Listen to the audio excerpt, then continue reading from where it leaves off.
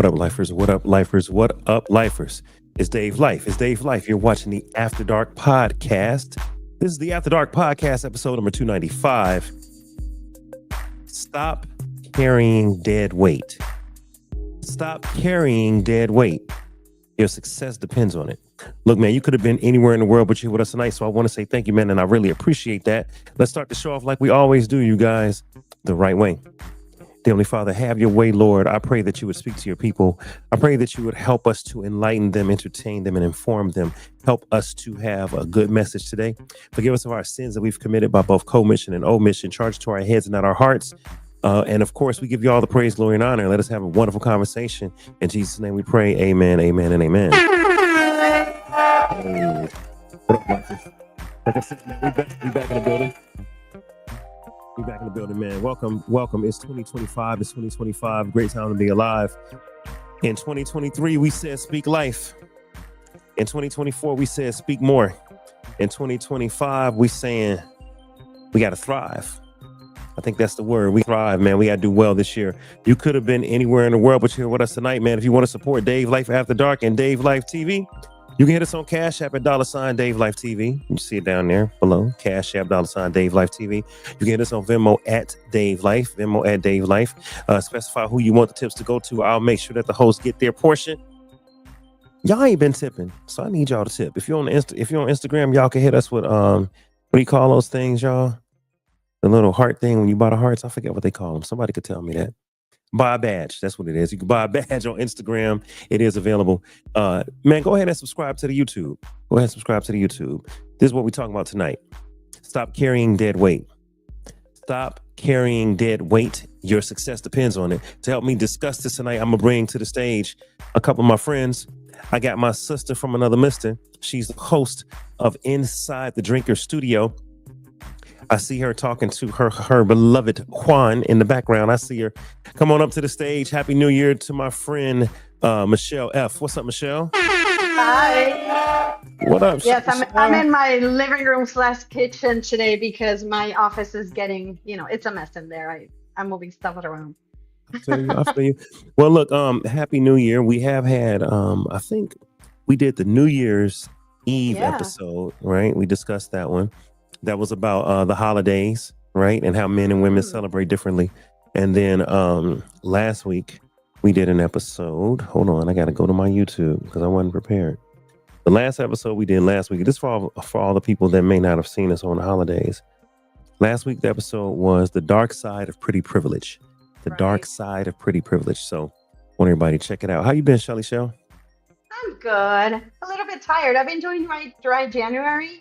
And it's been easy. It's been fun. I'm not struggling, but my body is hurting. So apparently it's one of the side effects when you quit alcohol. Yeah. You start getting like body aches and stuff. And I'm like, whoa, sciatica's killing me, man. Oh man. I'm sorry. I'm sorry to hear that. I'm sorry to hear that. Oh, horrible. That's just horrible. I know. That's with friends like that who needs enemies. All right, I got another sister from another mister. She's here. This is the auntie of the show. People be calling her auntie because she got white hair. Well, I guess I'm uncle then, and I'm definitely letting it grow out. Come on to the stage. She's been away for a couple of weeks. We welcome her back. Glad to have her back. This is my friend Yvette, video lady Yvette. Yvette. How you doing, my friend? Hey, Michelle. I'm so happy to see everybody. It's been a while. It's been a minute. Absolutely. How you been? I said Michelle. How you been, Yvette? I'm good. I have no complaints. I mean, I could, but I don't think you want to hear it. Okay. All right. Oh, and Michelle, I wasn't drinking, but now I'm taking up a little sip tonight. Oh, okay. All right. Hey, cheers. I barely You drink. are mean. I'm sorry. I didn't know. This is the first night I decided to have a sip. No, that's okay. Actually, no, it's good for me to see people drinking. I'm actually going to see a friend this weekend. He wants to go get cocktails, and I'm like, not for me. That'll be a good test. Yeah. You know what? Yeah. I'm not supposed, if my brother is abstaining from pork, I'm not supposed to eat pork in front of my brother. If my sister is abstaining from wine, I'm not supposed to drink it in front of you. So it's okay. It's just juice. I'll try to go off camera. It's just juice. It's okay. It's just the blood of grapes. That's it, Michelle. It's just juice. Exactly. It used to be juice. Now it's fermented, but it's fermented. Yeah. It's fermented. I got my brother from another mother in the building. He's a U.S. Vet. He's one of the voices of reason on the show, and he's a straight shooter. Come on up to the stage, brother Sherrod. What up, Sherrod? Oh my God! Let me put us. Look, there you go. Yeah, so What's we all up? up here. What is that? Hey, man, how y'all doing? What's up, Dave Life? What's up, Rod? How you been, bro? Good, man. Happy New Year, everyone. Happy New Year. Happy New Year. Happy New Year to you too. Did y'all miss me? Yeah, I miss it, both of y'all. Of course. Thank you. I appreciate it. Shell, I'll take a drink for you. Sherrod, I got that Taylor Port. This We that are Taylor not Port. right. Okay, fine. Look at y'all following suit. Now that's good though. It's good to purge your system and every now and then and not drink and eat more. And I don't know about that pork though. I mean, the pork is good. I still have bacon from time to time. There you go. Rod, thanks for coming back. I know that a lot of times, bro, you got a lot going on. So when you come out, it's always a pleasure. So I appreciate it. Absolutely. All right. So look, y'all, I'm gonna turn this music down and we're gonna get right into it. We could go into the pleasantries. Actually, I'm gonna do what I did the show before last show. I just want to say just a moment of reflection for everyone that's affected by the wildfires in Los Angeles. A lot of us either have lived in Los Angeles, currently live in Los Angeles, or has visited many times. So, just prayers up to everyone who's affected by the fires. And I will ask this to the panel. We talked a little bit before we started airing the show. We've heard many things about these wildfires, y'all. A lot of things. I've heard that, some people think that this stuff is being set on purpose. I know that there's been a few people who've been arrested of arson. I've seen some homeless people who have been caught putting fires on. Most disturbingly, I just told y'all there was a man that was hiking after everyone is evacuated. A homeowner cornered a man that was questioned a man that was hiking. Was like, "Hey man, what are you doing in the area?" And the dude did not have good answers, and he had a backpack on, and he was like, "Hey, the dump trucks have left. Everyone's evacuated. I'm staying because I live here. Why are you walking around claiming you're hiking in the middle of a fire?" And the dude was like, "Oh, I don't know. I'm just, visiting my son." And he didn't have good answers. So that just made me think there could be some nefarious things going on with these fires. I heard State Farm and other insurance companies have canceled policies due to past wildfires, Sherrod, because, it's always a wildfire in California once a year at least. I've heard that people's policies got canceled. And so now this is the biggest wildfire in LA history. And now they have no recompense. Have y'all heard about any of these conspiracies or crazy stuff going on with the wildfires? Yeah, so it's so funny because I don't believe in coincidences. I think that things happen. They not only happen for a reason, they happen for a season, but they also happen unbeknownst to a lot of people who, not saying it's the will of God, right? I think things happen. Again, there's no coincidences. I think things happen because, again, I don't know if you're religious, if you're spiritual, and I'm not pushing that on people, but I mean, the times in which we live in are here. It's so funny that you say that because Jimmy Carter just passed and he was big and, his approval rating was the worst of all time at one time. And he made more headway once he got out of the White House. But he's been telling about, global warming. If we don't take care of the environment is not going to take care of us. And back in the 70s, there was a term, the roosters are coming home, they're coming Chickens home come on the roost. on the roost. Yeah, man. So I think what happens is if we pour into our environment, Mother Earth would treat us with dignity and respect. And I think what's happening is that is a small catalyst of us not paying attention to our surroundings. But I think that, again, some of it may be environmental and some of it might be man-based too. And whatever you want to conjure up with that, you want to say, hey, all of a sudden the winds just jumped across the 101, burned up everything and jumped back over. And left other people's houses untouched. Yeah. So Hey, I mean, but I'm gonna say this, bro. Living in LA, I'm south of the fire, so thank God, I'm okay. South of the fires. But seeing the video of the embers being blown throughout the homes, bruh, this was the worst time to have a fire. Whether someone started it or whether the brush caught fire because of the weather, it was the absolute worst conditions. You talking about tornado, 100-mile-an-hour winds from anywhere from 30 to 100 miles an hour, with embers being blown across a dry, dusty brush in the mountains. It was just just a concoction for a catastrophe. It was insane. Yeah. It was bad. Yvette, Michelle, how did y'all feel when you saw everything? I know you guys have both been out here many times. For me, it was just knowing I have family and friends like you guys all out there, and I was just worried about everybody. So I've just been, when I get a moment, just trying to reach out to everyone saying, hey, are you okay? Are you okay? I remember when I was there, I mean, and it's just crazy because California just really have everything there. I was like, one day I was in Huntington Beach on the beach, and then the next minute I'm up in, what is that, Big Mountain, Great Bear Mountain? Big Bear Mountain.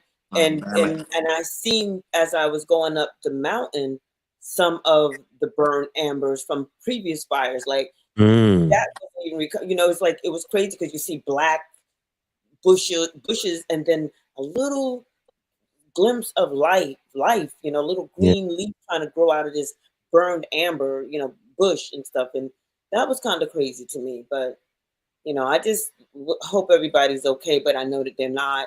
It's the same situation we have here in Florida with the hurricanes. It's like, and and I watched Snoop Dogg the other night on Jimmy Kimmel, and he really said it best. Like,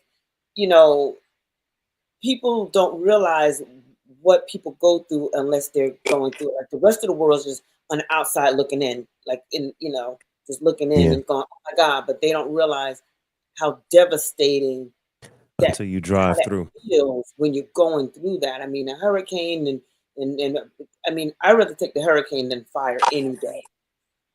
Yeah. Well, you could prepare, right? Right. You could prepare for a hurricane. That's why people always say, living in California with earthquakes, you don't know when it's gonna come. There's no predictability. Like you're in Florida. They tell you, hey, vet, guess what? Hurricane coming next Thursday. You better get your shit together. No, I'm not gonna leave. I don't believe it. Hurricane comes, floods your whole house. Oh my God, I don't know why I didn't believe it. Hurricanes are so predictable until this last hurricane that went through Georgia, swung through Augusta, went back up through Asheville. I'm telling you, it's different, man. It's different. It's different. Yeah. Michelle, what was your reaction to the fire? The Midwest is crazy because, I mean, tornadoes just literally come out of nowhere. It's like it'll be a beautiful day, clear sky, and then nowhere, down from the sky. Yeah. Michelle? I think that the most impactful thing for me, I mean, it really sucks that it's happening. It's Mother Earth. It happens. It's a way of renewal. But what bothers me the most is the insensitivity of people that are like making fun, or they're glad that, oh, the rich people are, missing their houses. Their houses are getting burned. Ha ha. That is very insensitive. It's still alive. I don't care who you are. I've said it many times. The humanity, you should never forget the humanity, people. I don't care how many dollars or how much you have in the bank. It sucks. And I don't care. Like people are like, oh, well, they have another house. They probably went to their vacation house and blah, blah, blah. That's none of your business. Right. Stuff is, getting burned. Some of these people have so many things and memories and in their possessions that they were valuable for them, and they're just nobody on top cares. of that, Michelle, it's like you said, valuables and memories. Your children, your grandchildren, your parents, Nothing's you gonna yourself. replace that. That's what I'm saying. I saw so many people say, all I have is the clothes on my back. Like, can you imagine? I couldn't imagine. Yeah, it was horrible. I mean, I saw it was I'm not making fun, but it was kind of ironic that when the Mel Gibson episode of Joe Rogan, and he's like, well, hopefully I'll be given another house. We'll see what happens. At that moment, he only Right. had that shirt, and he asked his son to get his passports and important documents right away, and that's it. I mean, it Mhm. sucks. I don't care who you are. Even the other thing that kind of is just crazy is you're next to an ocean and you're burning and you run out of water. So the Yeah. system also is the one that is like, oh my God, no. This Yeah. Hey, real quick, welcome to the stage, my man, Big Vino. Vino Comedy. You know, What up, What up, Vino? though? What What up, up, though? Hey, man, just What the glad business you is? can make What the it, man. business is? What up, though? Bro, we Pardon just my here. tardy. Pardon We my just tardy. we just sit. No, you good. You good, man. Listen, listen. People are working. I understand. We got jobs. We got other content that we creating. We have everything else. We smoking on camera. Oh, my bad. I forgot. My bad. It's 2025, it's brother. not that kind of show. You know what though? Hold on. We talked about this. This is after dark. Okay. You should be able to smoke. So you can smoke. I'm just trying. Look, I just look. want to. Which is worse? Which is worse? You know what's funny? If you could smoke out of a hookah hose, that's different. The tobacco. I don't want advertisers tripping because they see somebody lift something. Because we not drink champs. I ain't at the level of Nori and them yet. So let me ask you a question. Hold on. Or am I What's your tripping? favorite wine? Or am I like, let's just do it. Let's just go ahead and do it. F it. Am I tripping? It's your show. I mean, I'm Yeah, gonna drink your show. regardless. I don't give a shit what you say. So I'm a guest. All right. Well, you good. Just pull off camera for me. you That's did just blaze up though, bro. And I did He like did. this. It I was was like, yeah, it was it's all good. My bad. I was on the tail end of another situation. Of another thing, yeah. Hey, so And it listen, just while we got everybody here, man, we're talking about the wildfires. And we talked about President Carter. Now we're gonna get into success. This is a segue, but I gotta make a segue before the segue. Yo, man, did y'all see Barack and Trump at Carter's funeral? Did y'all see them? Yo, everybody's talking about what Barack and them said. Let me just play some clips, and then we can analyze the clips. I'm just gonna play them.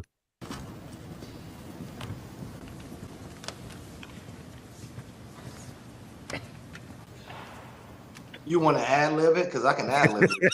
Yeah, man, I'll please, ad lib it if you want. please, let me rewind it, I got please, sir. Go ahead. I'll ad lib it. I'll wait till he leans over. I'll wait till he leans over.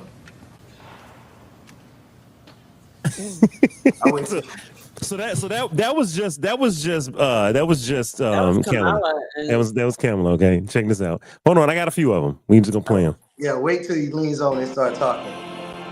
Oh, this is after the fact.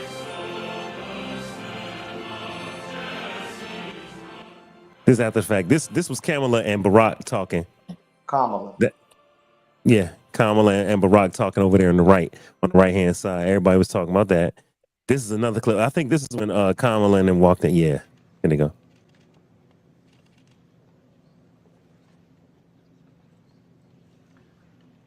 Yo, check out Barack.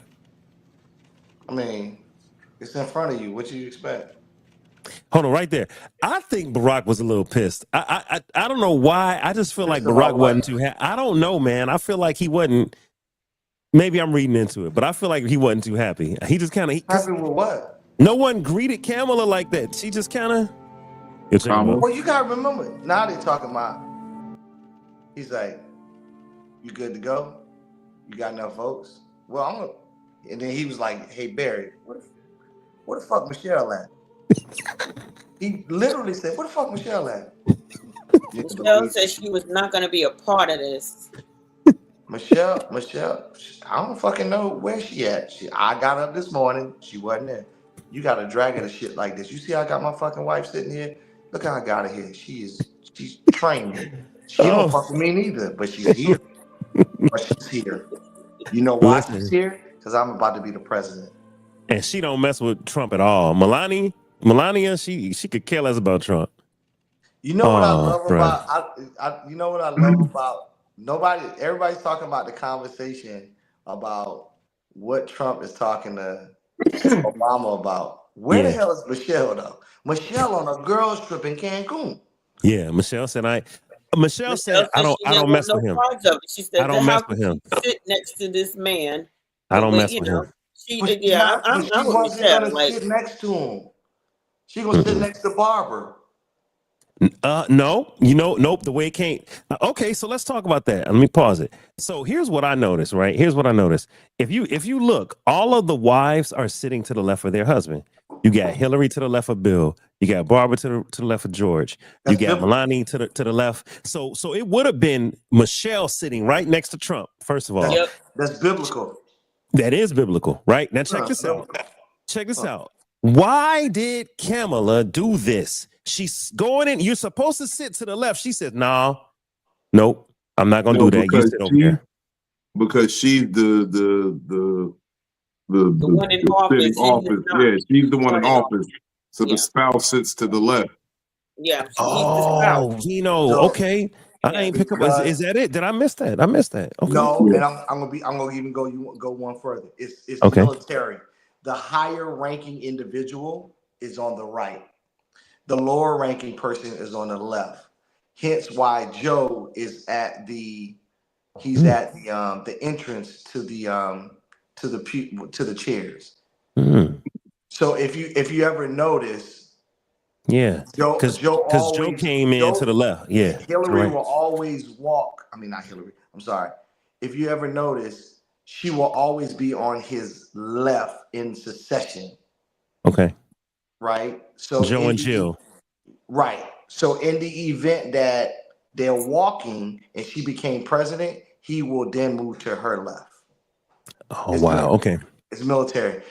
And if you think I'm wrong, watch enlisted and officers. Officers are always on the right. Enlisted are always on the left. Oh, that's good to know. Okay, so then the higher ranking person. Okay, so Madam Vice President said, "Nope, I gotta sit on this side because that makes sense." Right. Okay, I do not believe it has anything. She's not going to sit on his left, although because you got to remember all the people behind her are presidents.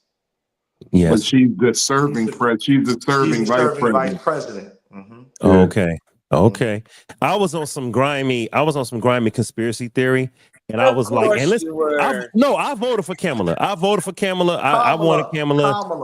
Kamala. What the hell, Kamala? That's why she didn't win, because you voted for Kamala. And Kamala needed to vote. Kamala needed to vote. So you out here voting for Kamala. He came out the box. He was like, damn, I voted for Cam. Shit.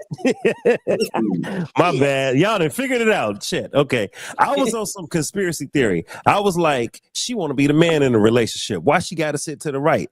All the other wives sitting to the left. She is the man in the relationship. She's the power.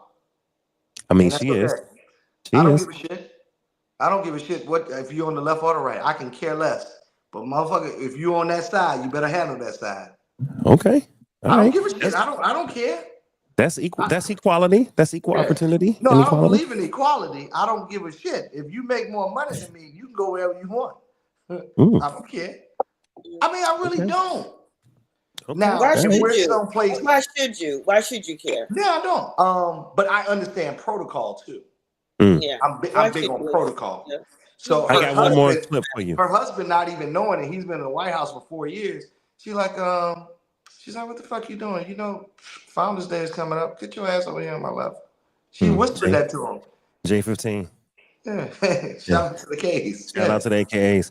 Hold up, check this out. Another clip. Realize it, how friendly it looked. I saw it on your wonderful network just a little while ago before I came in, and I said, boy, they look like two people that like each other.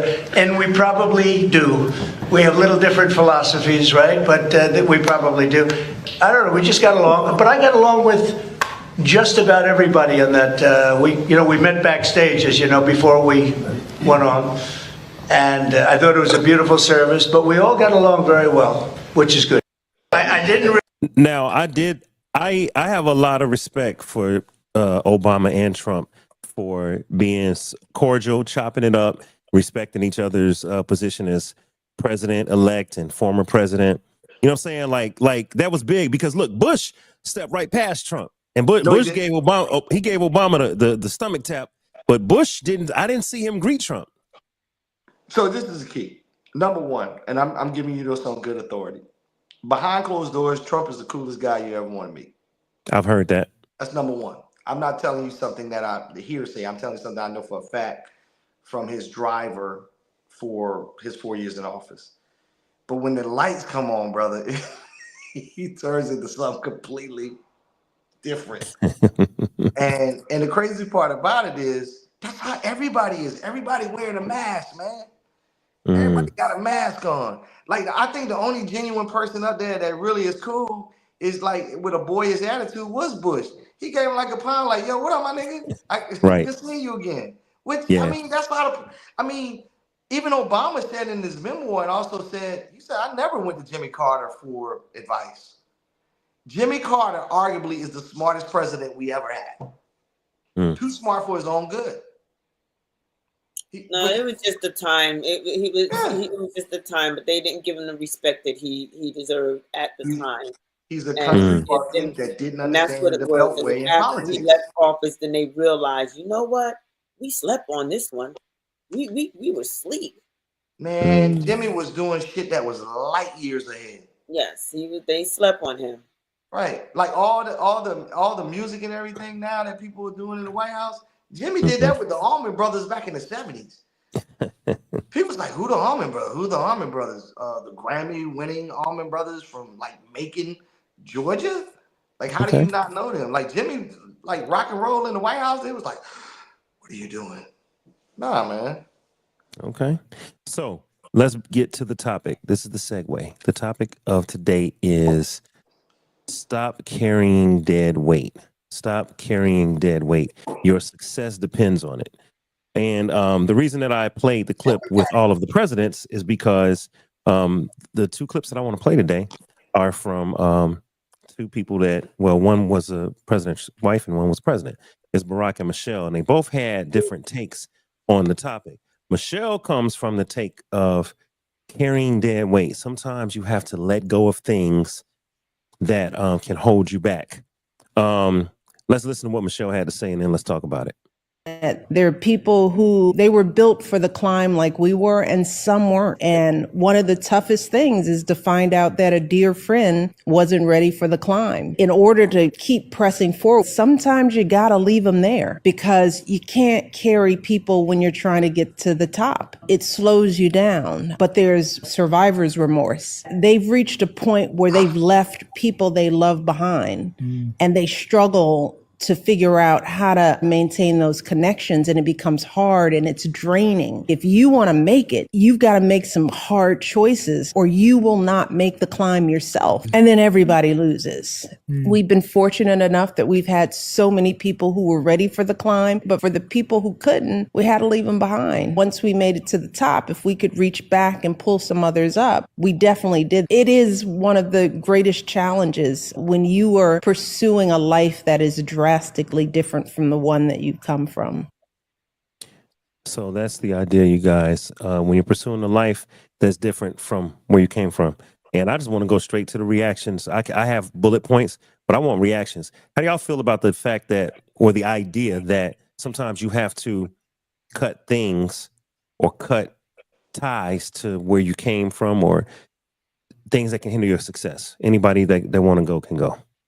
I've been having this conversation practically all week.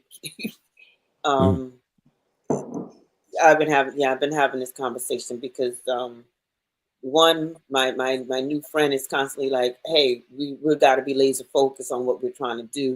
We don't have time to do X, Y, Z, da da da da da, which, you know, is true.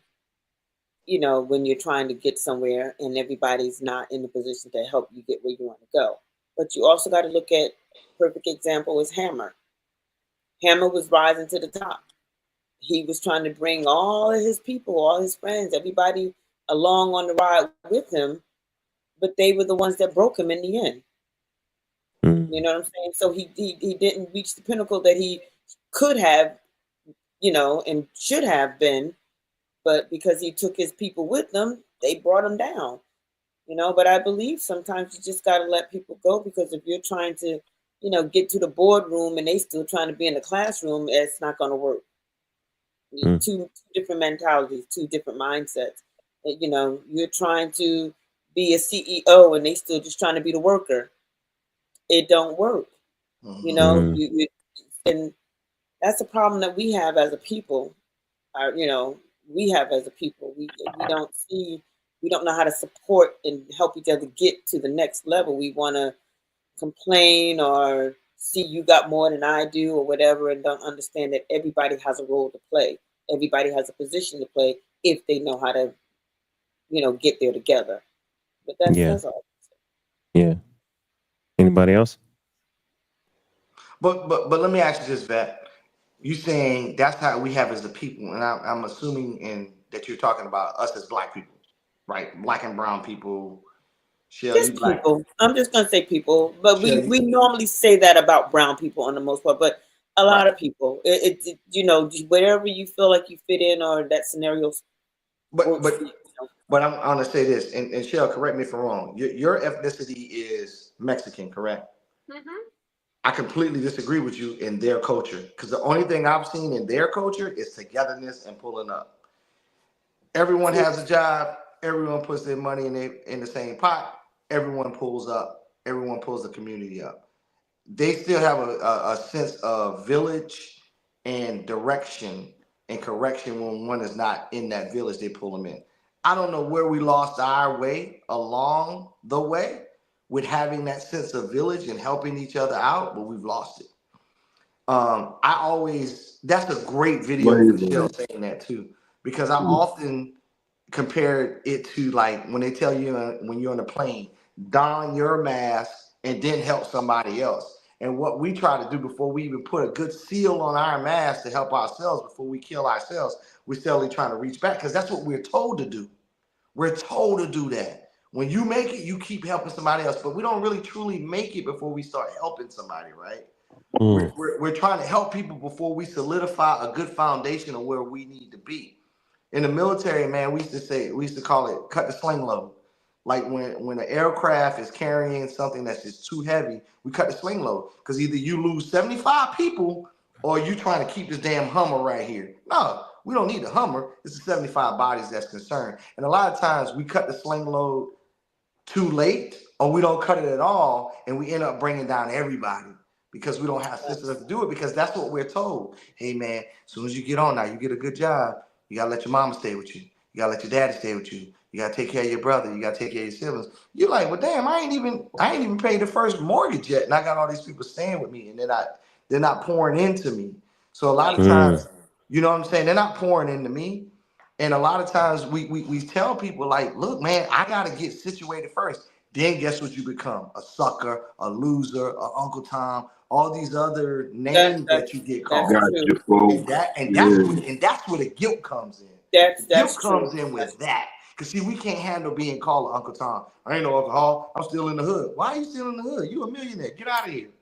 Man, I've been called an Oreo practically all my life, and I don't even care, because at the end of the day, all those people that call me Oreo are not paying my bills. You're not taking care of me. You're not contributing to my lifestyle. So your words didn't matter then, and they don't matter now. Sure. You know what I'm saying? Mm-hmm. So I don't care. I care for those that are in my world right now, who are on the journey with me, for the good, the bad, and the ugly, because that's what it takes to get to the next level. There will be good times. There will be bad times. We have this narrative now that every day supposed to be good. Everything's going to be easy. Everything will not be easy. You got to work to get to the next level. There's things you got to do. And even if you don't put in the hard work, you got to put in at least a good mindset. Or if you don't know how to do whatever, be the supporter. Just support. Just move out the way when you see somebody trying to do and be that a boy, that a girl, whatever. Give the kudos while they're trying to get there. If you don't have the funds, at least make a phone call. If you can't make the phone call, you know what I'm saying? There's things that can be done when you want to help somebody, because once one win, we all win. And Sherrod, you were right about something. I get this from my mom.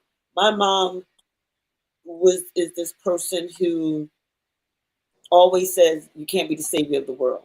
So first you got to save yourself Mm-hmm.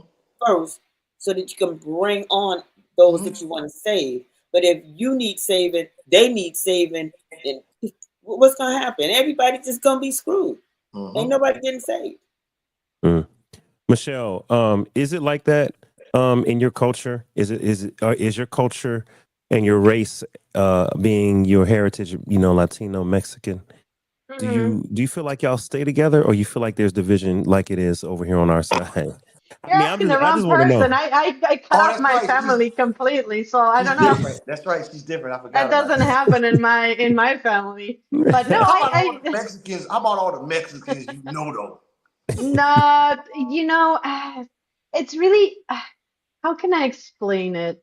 Or how can we explain this one? Mexican culture, yes, we have this image that we are very supportive, that we are Right. a family funded, it's every family is everything. And it's not wrong, but it doesn't happen in every single family because remember that with that comes all the aunts, all the old generations that want to meddle into everything and they want to have a say in everything. So it's not all like So Okay. let me sweet ask you and this, pretty, but if I could, yes. Michelle. I noticed that many times before on a lot of episodes back, you always say that you and your husband are the outliers. Is that because the reason that you're an outlier because of some of that baggage? Is that why you like, I Uh, don't want to be nothing like them? yeah, well, I'm an only child. I grew up with very dysfunctional parents, and Right.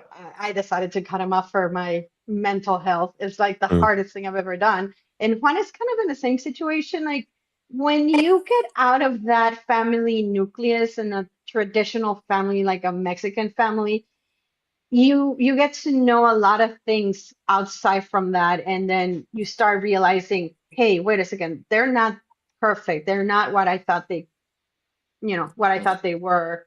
And you start seeing other things as well. One of the things that we realized is not just being out in a different country has changed us, but we have seen a lot of things that are like, wait a second, like, why didn't I see this before? Why didn't I think that they were abusing emotionally and, all these Mm-hmm. comments that they used to make that you were so used to it when you're there, but then you're like, no, that's not right. And you start seeing different perspectives. Mm-hmm. Mm-hmm. So yeah, Okay. No, yeah. what I heard was it's just like the black race. I It's think we're very it's similar in that issues way. in both Very, very sides. similar. Yeah. Yeah, I feel you. I feel you. Hey, Vino, how do you feel about Michelle saying sometimes you have to get rid of dead weight and see dead weight could be a bunch of things. But what did you think when you heard those comments? I mean, it's absolutely true. Like it's, and she's absolutely right. It's gonna hurt. It's gonna hurt. Mm-hmm. You know how many people I had to leave behind from my previous life to move forward and do what I do now? How many people I have to leave behind Yeah. last week?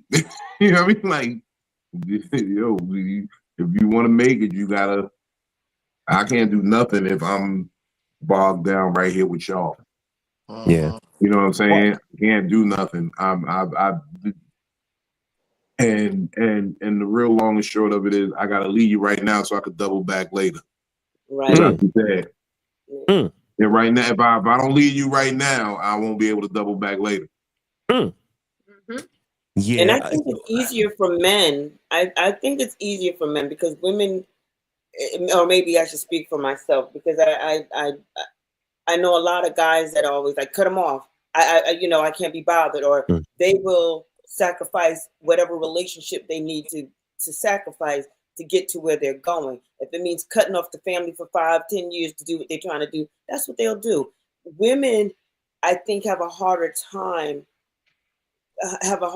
with it, or maybe I should say, again, speak for myself, because I believe that sometimes you need certain relationships in order to move forward. So if you're not in certain rooms with some of these people that can put you where you're trying to go, it's like you don't want to cut them off, but you need to handle them in a certain manner It's about handling them. You don't have to be in their face 24/7, but you need to know how to make it work for you. If that makes sense. You know, I don't. you need to make it work. But I think women tend to. So you don't want to cut off or burn any bridges. Yeah. Completely. You know, some people need to be at arm's length, and some people they need to be right in front of your face. But I think women are better at it because it's an emotional thing. Women are more strategic than we are. We're more tactical. So we see things here's the forest. We're goal oriented with certain things, not everything. We're very goal oriented. And whatever we need to burn down to get to that goal, we're not process driven. We're goal oriented. So therefore, we don't get caught up in the emotional minutia uber process of that. Hey, Yvette's not helping me be great. I've told Dave, one of my mantras is like, everybody ain't ready to be great, man. Fuck them. They ain't ready to be great. Move them. I'm ready to be great now. So that person is prohibiting me from being great. So that's a part of my process. But I'm goal oriented. So I got to move past this person. Or we found an alternate route to get to our goal. That's what men have always done, though. Right. Women are nourishers, so they're going to cultivate those relationships better than we do. I want to say something on that, though, Rod. I want to say something on that. We have to, though. If a man don't move when it's time to move, there are situations where you might not be alive. There are situations where you won't have that opportunity no more. You missed out on the money. You missed out on the chance of a lifetime because you overthought it, or you were worried about hurting somebody's feelings. Whereas, like you were saying, Yvette, sometimes women are nurturers. You know, they're like, well, I don't want to leave. You know, I don't want to be seen as, and, you know, a man who's been through some things will be like, I don't care. You know what I'm saying? I don't care. I'm rolling. And I'll say this, man. I'll say this. Welcome to the show, my man, Zenos. Welcome to the show, big dog. Welcome back, Zenos. What up? Welcome to the show. And then I see my man Mo Hager in the building. Mo, what up, man? Welcome to the show, Mo. What's up, Mo? What's up, bro? Yeah, I can hear everybody. Okay, that's what's up. Welcome to the show. Mo is a friend of mine. He's a music producer. He's former NBA player, a great music producer in his own right. He's a content creator and all that stuff. My man Drew is a doctor. We call him Dr. Zenos, Dr. Impossible. He's been on the show many times. A few of you guys are former military. Big Vino is a comedian. Former military, street soldier. Boom. All right. So look, here's what I know about guys. Yeah, used to is the key word. Yeah. Back in the day, last week, this morning. When damn. Look, men that are military and men that have taken losses before and men from the streets. It's like, yo, I've been through this. I know what I'm talking about. It's time let's move.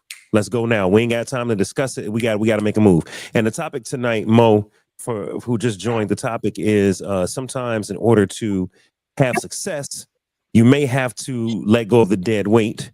Here it is. I'll show you the title. Mo, stop carrying dead weight. And I'm gonna play the video. Mo, go on mute for me. Zenos, go on mute for me. I'm gonna play the video for Mo so we can hear it. It's only a 1-minute video, and then we're gonna let Mo and Zenos respond. Hold on. For the climb like we were. There it is. Found that there are people who they were built for the climb like we were, and some weren't. And one of the toughest things is to find out that a dear friend wasn't ready for the climb. In order to keep pressing forward, sometimes you gotta leave them there because you can't carry people when you're trying to get to the top. It slows you down. But there's survivor's remorse. They've reached a point where they've left people they love behind, and they struggle to figure out how to maintain those connections, and it becomes hard and it's draining. If you want to make it, you've got to make some hard choices or you will not make the climb yourself. And then everybody loses.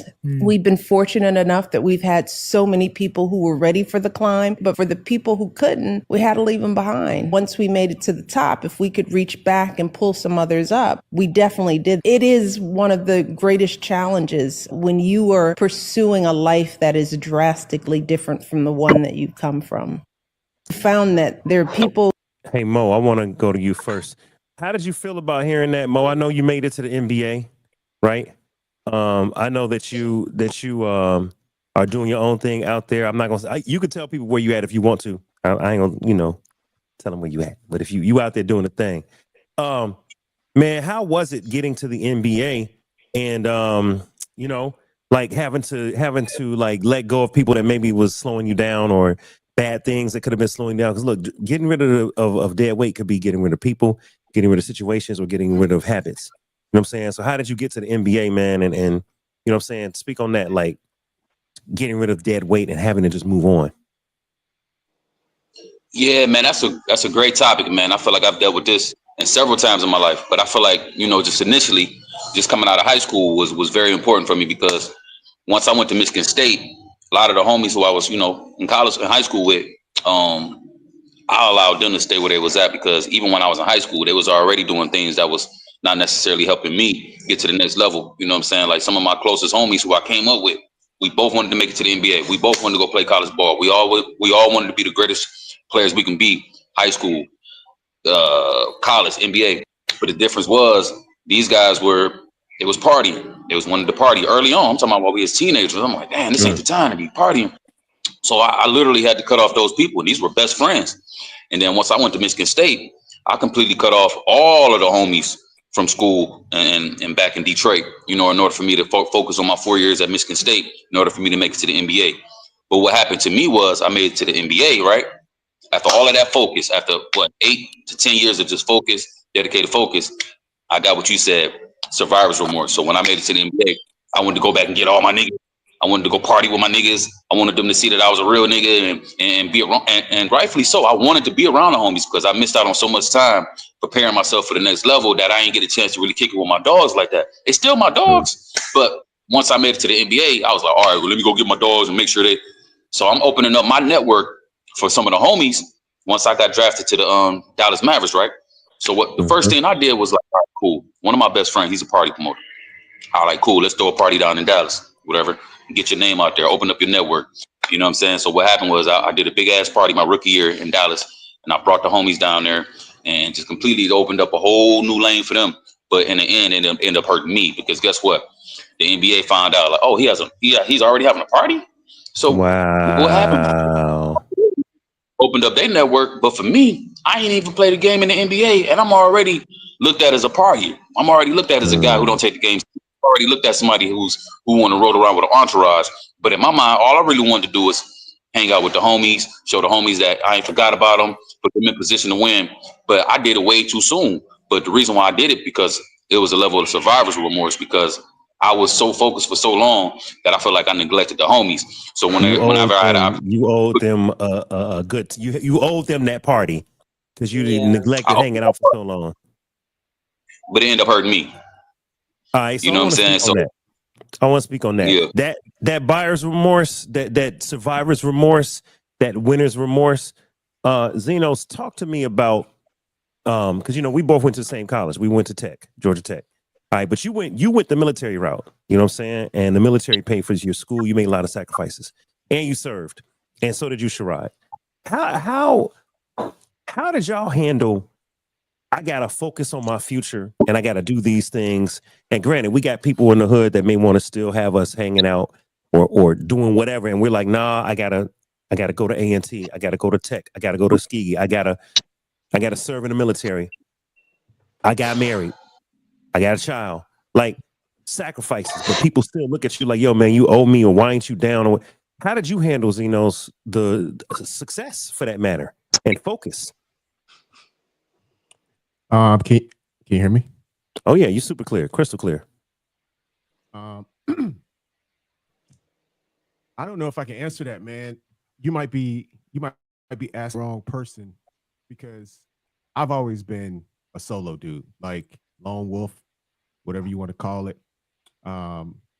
Second thing is I probably 95% disagree with what Michelle said. So I'm not really coming from the viewpoint of what she said is right. I feel like there needs to be some context added to what she said. But to go back to your question that you asked me specifically, I've really more been like, I'm getting up out of here since I was like 5 years old. I'm getting up out of racist Alabama. I'm getting up out the hood. I'm getting up out of this stupidity, drugs. My dad selling drugs and doing this stupid stuff, drinking. I'm getting up out of here. And for me, it just so happened that education was my meal ticket for me. I don't know what Michelle Obama's ticket was. I don't know what anybody else's ticket was, but that's the one I leaned into. And people, teachers saw that talent in me and cultivated that, taught me how to cultivate it. So I was like Lot getting up out of Sodom and Gomorrah. Look, you're on your own. Yeah. You was ready to get out of there. Okay. Yeah. All right. So Michelle Obama is talking about the idea of you have to leave things behind, and the title was Dead Weight, and I gave that picture. If you look at the picture, there's a man. There's a man with he's got a rope around his waist. He has a large rock on being drugged behind him, and then you have a huge anvil holding down a weather balloon or a high-rise balloon, high helium air balloon. Both of these are symbols of someone trying to get away, and they're pulling something that is going against them, dead weight. And I think success-wise, we can feel guilty for winning. We can feel guilty. Listen, man, when I grew up in Chicago, I know Mo from Detroit. When I grew up in Chicago, man, I was called Square. Oh, you little square. Oh, Dave Square, because he reads well. He into bugs and biology and books, and you know what I'm saying? Oh, y'all mom let y'all go to school all the time and we can go kicking and do this. I heard that a lot, man, like I'm square. And I'm like, but then when I got to Georgia Tech and, people came, hung out, they were like, yo, man, I wish I was square as you were. Like, you in college, you doing your thing. Like, it's like they see when you get to a certain level, they're like, I see why you didn't do these things. You know what I'm saying? And I think sometimes we can be made to be, they can try to make us feel guilty for not participating or abstaining listen, even if you are hanging out, you're not hanging out the way they hanging out. You know what I'm saying? Like, you do your little thing, but you ain't doing that thing. People always criticize us. And I will say this, speaking for Black people, man, I feel like that's a lot in our race. I don't know why we are like, we don't want the next person to out succeed us, or we feel guilty for focusing, because like you said, I think Shiraz said it. When you get to the top, when you get the new house, when you get the new car, when you get accepted to the new job or the new whatever, a lot of times we're like, hey, can you get Ray and them a job? No, I can't get Ray a job as a project management consultant. Ray ain't even been to school. This is years upon years of training, and I cannot get Ray a job as a mechanical engineer. I did 5 years at Georgia Tech. I can't just enter someone into a job. No, I can't get Ray a job at Google. I can't. He don't have the credentials. And it's not like I don't want to. I love to give, fictitious, Ray a job. I love to, but I can't. You know what I'm saying? And then a lot of times some people look down upon us in our own circles. Like, oh man, you a punk, you a simp, well, and it's like, come on, bro, let people be successful. Now, check this out. But if we, and you can talk to me about this, Vino, if we was doing street activities and we were hella successful, hey, put Ray on. They expect us even in that environment. Put Ray on. And it's like, bro, I don't know if I could trust Ray. I'm out here risking my life every day. You want me to just put this joke on? I don't really know if Ray can even handle it. I bring that mentality to even legitimate business. If you got to get my vouch, I act as if my life depended on it. Because I've been in environments where me co-signing this person to do a job, and if they couldn't do it, it could be drastic. Right. And my life could depend on it. So I move even in legitimate business with that same energy. Hey, look, I'm not vouching for nobody. I can't really. I don't know. It's your call. I mean, I know motherfucker, but I don't. Right. And I think that's okay. I think that's okay because if you don't know the person and if you don't know if they put the work in, hey man, let's talk about this. Vino, you make content. Mo, you make content. We were talking about this around New Year's. Just getting on YouTube every week, on Instagram every week, creating content and having a show, and you don't know if the next person has the same passion. And people be like, hey, can I do this? Can I do that? You want to yoke up? And I'm like, it took me a lot just to even get here. Let me see if let me see if you're serious first. Let me see if you're serious first. If you're serious, then yeah, I'll come on your show. I'll co-sign. I'll do this. Or whatever that is. Let me see where you're at. And it's not like I'm trying to look down on anybody, but it's just like, I want to see if you got the same passion and desire that I have, because I put so much into this. And again, like for instance, I want people on the show that can say, hey, I see what they're trying to do. It's a different show than the other person's show. So when I come over here with Dave, I'm going to move like this. When I go over there, I'm going to move like that. I can respect that because they say, all right, I see what he's doing. But sometimes, man, I think people look down on us for our success or for our willingness and our commitment to try. And we have to look past that. That's the dead weight that we have to cut off. And we can't feel guilty for wanting to be successful and doing what it takes to be successful. Can anybody speak on that? I think that's a very common thing about families. That's one of the main things that I cut off my family because it's the guilt tripping. It's always that guilt tripping, making you feel bad because, hey, you're successful, like you said before, like take me with you or share your wealth or this or like guilty of like, oh, you think you're so cool now, you're gonna forget about us little people. I, I think that's one of the biggest Yes, I issues is am, that but guilt it's trip. not personal. Yeah, of Exactly. course, but make them understand that. At the That same is they're supposed to opportunity, be happy for you, and instead of that, they're giving you shit because they're like, no, they had the same 50, opportunity. 50 yeah, Cent said, if money don't change you, you ain't made enough. Yeah. Well, I perfect. used to I'm say happy that to girls all the you time. They're like, you need to get it together and then we could be serious. And I'm like, if I got it together, why would I want a woman like you? You take me as I am right now. If I get better, I'm not going to want you. Mm-hmm. But And but but and they're showing their true colors. They're showing their true colors, Vino. but what's wrong with like so I was talking to I have a family member who's a rocket scientist, but he's made more money making stump liquor shine, as they call in the South, bootlegging, than Mm-hmm. anything. Mm. Oh, That you got a we call. lost Okay, you. repeat that. We lost. lost you for I 3 was I seconds. was talking to him, and we was just talking about the same thing. I said, man, when you go in there, you go talk to the council members about something we trying to do. We're trying to get a wing of a building, our house school building, named after a mentor that got Okay. us, kind of exposed us to certain things. And I said, hey, you're a rocket scientist, dumb down a little bit. This is our community we grew up in. And he was like, I'm not doing that. I'm going up there because I know I'm the smartest person in the room. I said, no, don't take that approach, because you offend people where you grew up at. Although you got exposed there, there's still a discipline and art to being submissive to the people that gave you That birthed the you. Yeah. opportunity. So Yes. it's a fine line. It's a fine line, Michelle. But sometimes you got to jump out and tell motherfuckers like, no, I am better than you. I tell you what, you want me to help you do X, Y, and Z, and I need it done by tomorrow.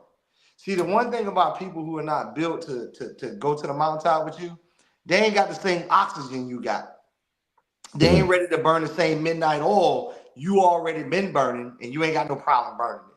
So what you do is you give them small tasks, conditions, and standards. So you give them small objectives that they're not going to be able to do it, but you're giving them a chance just to show them, this is why I can't take you to the mountaintop with me. You ain't got the same oxygen as me. Yeah. You see what I'm You saying? ain't you ain't trained. You ain't trained. You ain't trained like I am, and that's okay. But see, I need you to see that you're not trained like me to get to the mountaintop. Because me telling you don't mean shit. So I gotta break you down in order to cut your sling load for you to see it. Or why you ain't carrying me? No, just like I tell my kids when we go on trips, if you can't carry it, you don't need to bring it. because it's a weight. Yeah. See what I'm saying? It's a weight. So that same mental concept I'm teaching my kids now. Less is more. So if you can't bring it with you on a trip and you say, Dad, Abu, can you help me carry my bag? You brought it. You brought that extra pillow. But you know what you're teaching people, Shirai? You know what you're teaching kids? You're teaching your kids only bring what you can carry. Correct. That's important. Think about this, y'all. We're talking about stop carrying dead weight. Stop carrying dead weight. Mo just talked about success, having not survivor's remorse, or the person that's successful having that remorse of, dag, man, I made it, but I couldn't bring everybody. But guess what, y'all? We got to cut the sling load. We have to say, hey, I can't bring everyone. Like you said, Yvette, MC Hammer tried to carry the entire hood with him. Now that's honorable. That's honorable to try to feed people. But 33 million can only be divided so many ways. When you got 70 people on payroll, 70 people on payroll on tour with you, 70. How long is that 33 million gonna last? But more importantly, they were trying to handle business, and they had no business, They weren't education. qualified. They weren't qualified. They weren't qualified for the positions they were given. And that's another thing I hear a lot of people, oh, I'm starting a business. Have you even picked up a book that, now it's easy. Back in our day, it was like pick up a book. I got a whole library of books that I just read, so I'll know what I needed to do. But now you can go on the internet and go to Google University and YouTube University and learn anything you want. However, half of them still aren't doing that either, to learn the skills or the crafts that they need to do what they need to do.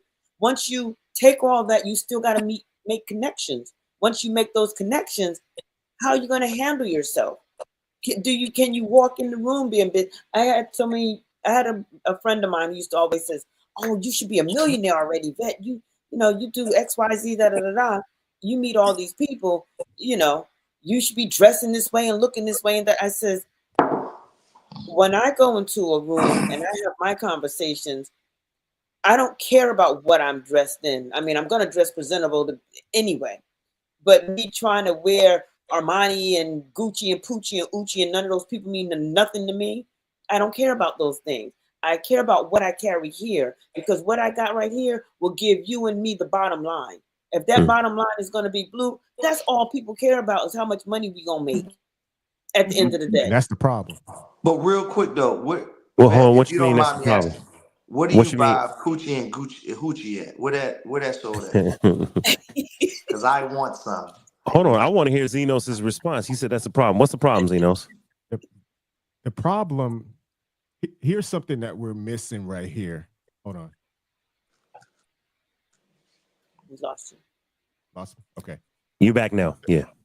Okay. The problem that Hammer had, the problem that we all have, and the problem that I disagree with Michelle Obama over is you can't just give your money away, because that's what all people want. And for a minute, I'm gonna get spiritual for just a bit. Jesus said, you can't serve God and money, right? Hammer could have done this. Hey guys, I need a manager. Why don't you go to school for management? Instead of me giving you $900,000 to dance, I'm gonna give you a cut to go get your degree. Then you can come managing for me and still make that money. Right. So now the money's not just getting burned up for you to consume, it's helping you build. And that's where we miss it. So it's not dead weight to pull your boys with you. Even that mindset to call your boys dead weight, I have a problem with. The problem is, how do you invest into them? Hold up. Because, hold on. I got to jump in. Well, go ahead. Please finish, but we got to talk off stage for a second. Let me tell you why, Zenos. Let me tell you why. Okay. Because the reason I titled it Dead Weight, right, is because I'm talking about a person that does not want to take the help to learn how to fish for themselves. Well, they just want to eat let off Zeno your finish. plate. Dave, let Zeno land his plane. I want to hear the final. Well, You got it. let's speak from the other side, because here's the problem I have. We've all been dead weight. Have we not? It's hard to understand things when you're in the seat of the student versus the seat of the teacher. Maybe to my Because mama David, when I let's was talk 3. about this for a minute. And I'm not trying to put you on blast, but Okay. I have a cousin that's a pretty successful LA director. And David asked her one time, hey, how do I get to where you at? Hold on, What did she say, hold on. David? Let's And make what was it, your hold on. reaction? Let's make it clear. Let's make it clear. Shout out to your cousin. She's a successful director in Hollywood. I wanted to act and direct. I said, hey, I would love to direct. How can I direct? Can you give me some pointers on how to get where you are? I want to do this. I didn't say put me in a movie, hire me, feed me. I didn't say that. I said teach me. And what your cousin said was, oh, you want to be a director? Direct something. Wow, she didn't want to be a mentor. Okay, now hold on. Now check it. Now check it. This is all due respect, right? All due respect. This is my boy's family. So all due respect, I understand what she's saying. Like, just get out there and do it. Show me some gumption. Do it. And granted, I had, matter of fact, Mo Ager, where Mo at? Matter of fact, I directed Mo's video for Momentum. I said I directed a music video before. I shot some stuff in Hollywood. I've edited many things. I said I've done a few things, but I haven't just written a script and then directed the script. I said, but I've done some things. But her point was, do something, and then I can help you craft and navigate or give you advice. But first, show me you're going to do something. I ain't really like the answer because I'm like, damn, I'm saying, how did you get there? You could have said, hey, David, go take a class in this. Hey, David, make sure you do this, this, and this. David, make sure you learn this. That's and I just like, damn, you couldn't the answer because they want it quick and easy. Okay. That's all I'm saying. That's all I'm saying. I'm not throwing you under the bus. I'm just saying, know that. When you're the student, I tell my kids, my actual kids, hey, Dad, the teacher didn't teach this right. I don't understand. The teacher don't have to teach you nothing. You got a book. Why are you waiting on the teacher to teach you? Read the book. They don't like that. All I'm saying is when somebody has something and you're trying to tell them the process, because when you're successful, you're operating in fruit, not seeds. You're telling them to go sow seeds. They're like, why am I going to go in the field and plant a seed when you eating fruit? If I ask your boy Mo, hey man, how do I make it to the NBA? Hey man, go dribble for 8 hours. Man, get the hell out of here. Dribbling for no 8 hours. Tell me how to get to the show today. We aren't ready to receive it. That's all I'm saying. I agree, but maybe I agree. I see Shirai. I see you, Shirai. I see you, Shirai, and I see you, Yvette. I want to say this real quick. I'm a little bit of a different type, and I understand the tough love. I understand the throw them in the deep water. I understand, hey, can you dribble, shoot, and pass? I understand that. But I also know the teacher that will say, you want to know how to get to the NBA? Come meet me at the gym. I'm going to show you how to dribble with your right, how to dribble with your left, how to go between your legs. I'm going to show you how to have good form. I'm going to show you how to stand at the line, the difference between a jump shot and a set shot. Like that is, I'm going to teach you, even if it's a 10-minute discussion, even if it's 5 bullet points off a chat GPT. Here's how you can become an independent director in Hollywood with no training. See, I'm the type of guy that if you ask me how to edit, I'm going to show you how to edit. I'm going to open up the computer and show you. I'm not going to say, go read a book on Final Cut and Premiere Pro and come back to me in 10 months. Damn it, if I wanted to struggle for 10 months, I would have did the shit on my own. Clearly, I don't know what I'm doing. I want someone that's going to mentor and add in. At least that's how I took that statement. And I'm the type of person where dead weight for me, you guys, everybody watching the panel, is when you say, I'd like to teach you how to fish. And you say, I don't want you to teach me nothing. Just give me a fish. That's dead weight to me. And that's what I'm saying. Cut the sling load. I am not dragging nobody. I can't want for you more than something that you should want for yourself. Yeah. Go ahead, Sherrod. I think Sherrod was going to say something. And then I think Yvette was coming. Big Corey, hold up. Big Corey G. Big Corey's in the house, man. I had you on mute. I saw you sneaking. What up, Corey? Hey, hello everyone. What's up, big dog? What's up, Cat? Man, what's up? What's up? Quick question. I don't mean to interrupt too much. You on the show? You Dead. good? Okay, dead weight. I'm out here in Vegas working. I just got off. I got a lot of dead weight in the office. So when I think of dead weight, I'm a contractor and I work with people who work for the federal government. We compared each other's resume. Everybody basically had the same resume. Some people were in the Army, Armed Forces. Some people were not, such as myself. But we all had the same type of criteria. So if we're doing things, hey dog, how I become a federal employee? How did I get there? I had 5 different answers Okay. from 5 different people. Do you know what I figured out? What? It don't matter what you have. It's damn near who you know. Okay. All And right. that's with if you're even what you're trying. But some people get lost in the shuffle when you try to explain to them, hey, you do this, you do this. I done tried 30 times. So when should I shuffle to another position? I've been doing this for 5 years. And you've been a year position. So what are we doing? What am I talking about?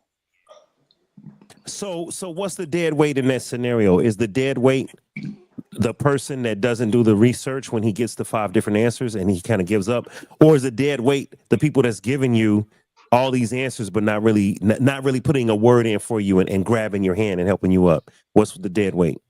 It's a little bit of both because you can get discouraged. Everybody can get discouraged. Yeah. Even you become a dead weight with yourself. Facts. That's a fact. So, Shirai, you had something earlier? man, listen, I got a chance to hang out with Corey. I got a chance to hang out with Xenos. And it's so funny what we're talking about because it ties into Dave's wedding, which is another story. Here you go. I know what you're talking about. I know what you're talking about. Yeah. So this is what's so crazy, right? I'm gonna go back to Zeno's point real quick. You are absolutely right. People that you give a straight, direct, concise answer to, they're not ready for that because they're not built like that. You brought up the point about bringing your boys along and things of that nature. I always look at LeBron James. He brought his boys along, but you have to know the character of the people you're trying to bring along.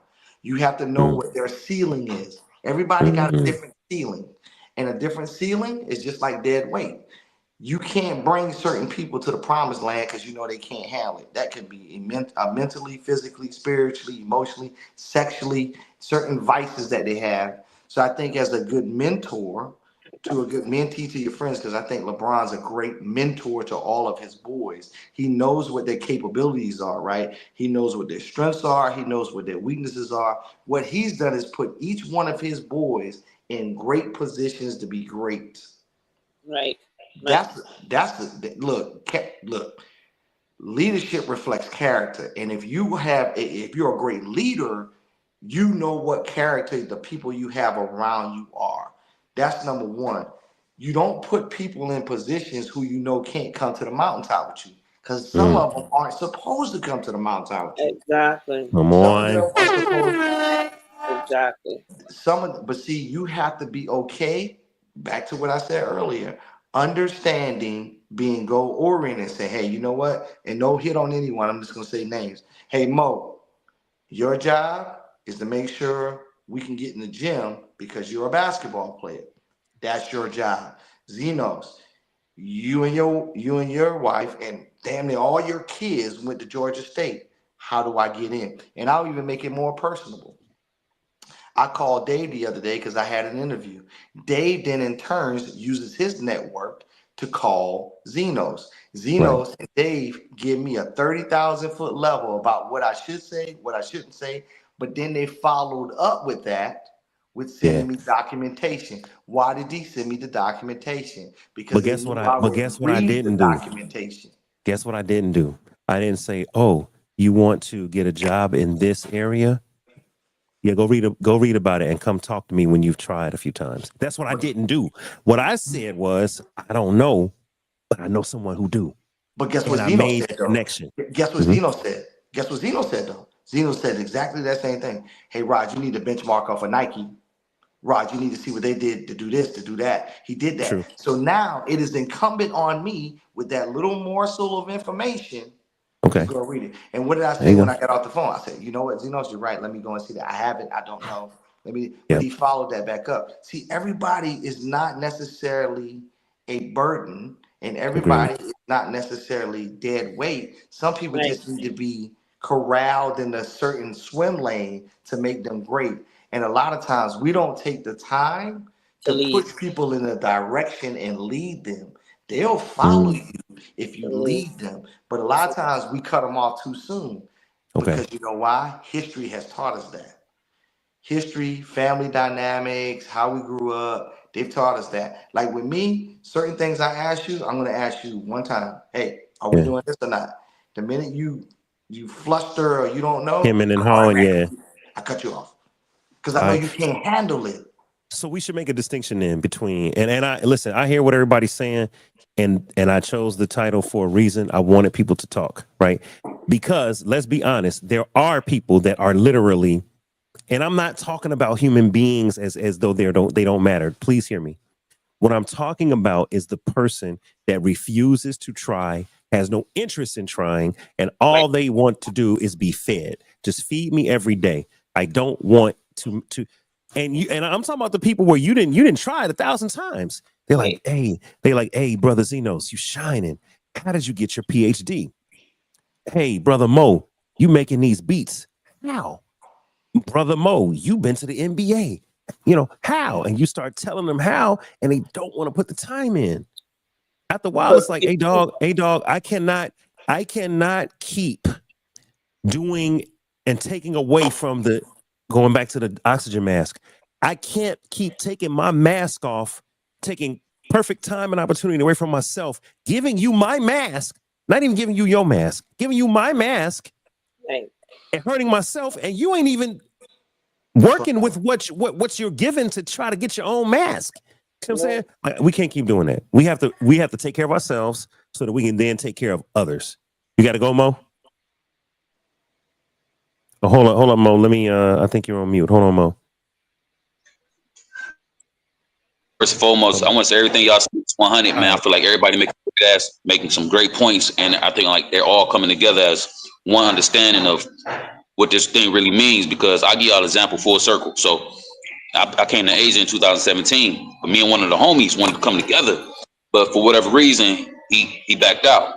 I was like, fuck it, I'm going. So I ended up coming over here. You know what I'm saying? So for me, I ended up coming on this journey solo. So it was almost like an opportunity for me to like kind of like reach another level of success and fortune again outside of the NBA. But this time I did it basically kind of like on my own. Versus when I was in the NBA, everybody knew I was going to the league. Everybody kind of had their hands in. But this time, nobody knew what I was doing. So with that being said, it's so much more peaceful now that I'm meeting people along the way that are like-minded versus trying to cultivate and mold other people around me to be prepared to go up this pyramid versus now I'm just like shit. I mean, I'm gonna meet who I meet on the other side, and it's become that much more peaceful for me as I have met more and more people that's been more applicable. Compatible with where I'm at on my journey. You know, because what it is a lot of our friends and our families, they're not going to do the inner work. They're not going to do the physical work. They're not going to do these things in order to keep themselves eligible to continue to move up in different, ranks and success. So therefore, for me, it's been very much more of a peaceful journey versus making it to the NBA to where I'm making it in entrepreneurship where I was able to pretty much, to say, fuck it, I'm gonna go for it for myself and just keep moving forward because easier for me to move and maneuver when I got people that help me, like a Dave, for example. It's been plenty of times I've been stuck and been in situations, Dave to help me out. But for the most part, I just been out here just moving and maneuvering, and it takes a lot of bravery to move in that way. So that's a whole different level of success to a point where it's like, damn, I'm in a different country. I live in Asia. So it's like having faith takes a lot. It takes a lot of heart. And I know most people not even trying to go down that route. You know what I'm saying? And I don't blame them. I don't blame them at all, because some of the dark days I've had, I wouldn't wish that on no, period. So with that being said, that's why they say it's lonely at the top. Yeah. You know what? It takes a level of faith, though, to jump out on faith and move to another country, move to another side of the country, try a new career. Hey, you know what? Cut bad habits. Okay, if the bad habit is, hey, smoking and drinking too much, all right, you start telling your friends, or not even telling them. You just start backing off. Hey, damn, Dave ain't the party drinking, 20 shots like he used to. Why not? And then you see your people, you like, oh yeah, I still kick it, but nah, not like that. I just, well, what's wrong, man? Nothing's wrong. I just said I got to do something different. I got to do something different to get different results. You know what I'm saying? So I hear what you're saying, and I want to talk to this next point, y'all. The next point is the glass ceiling.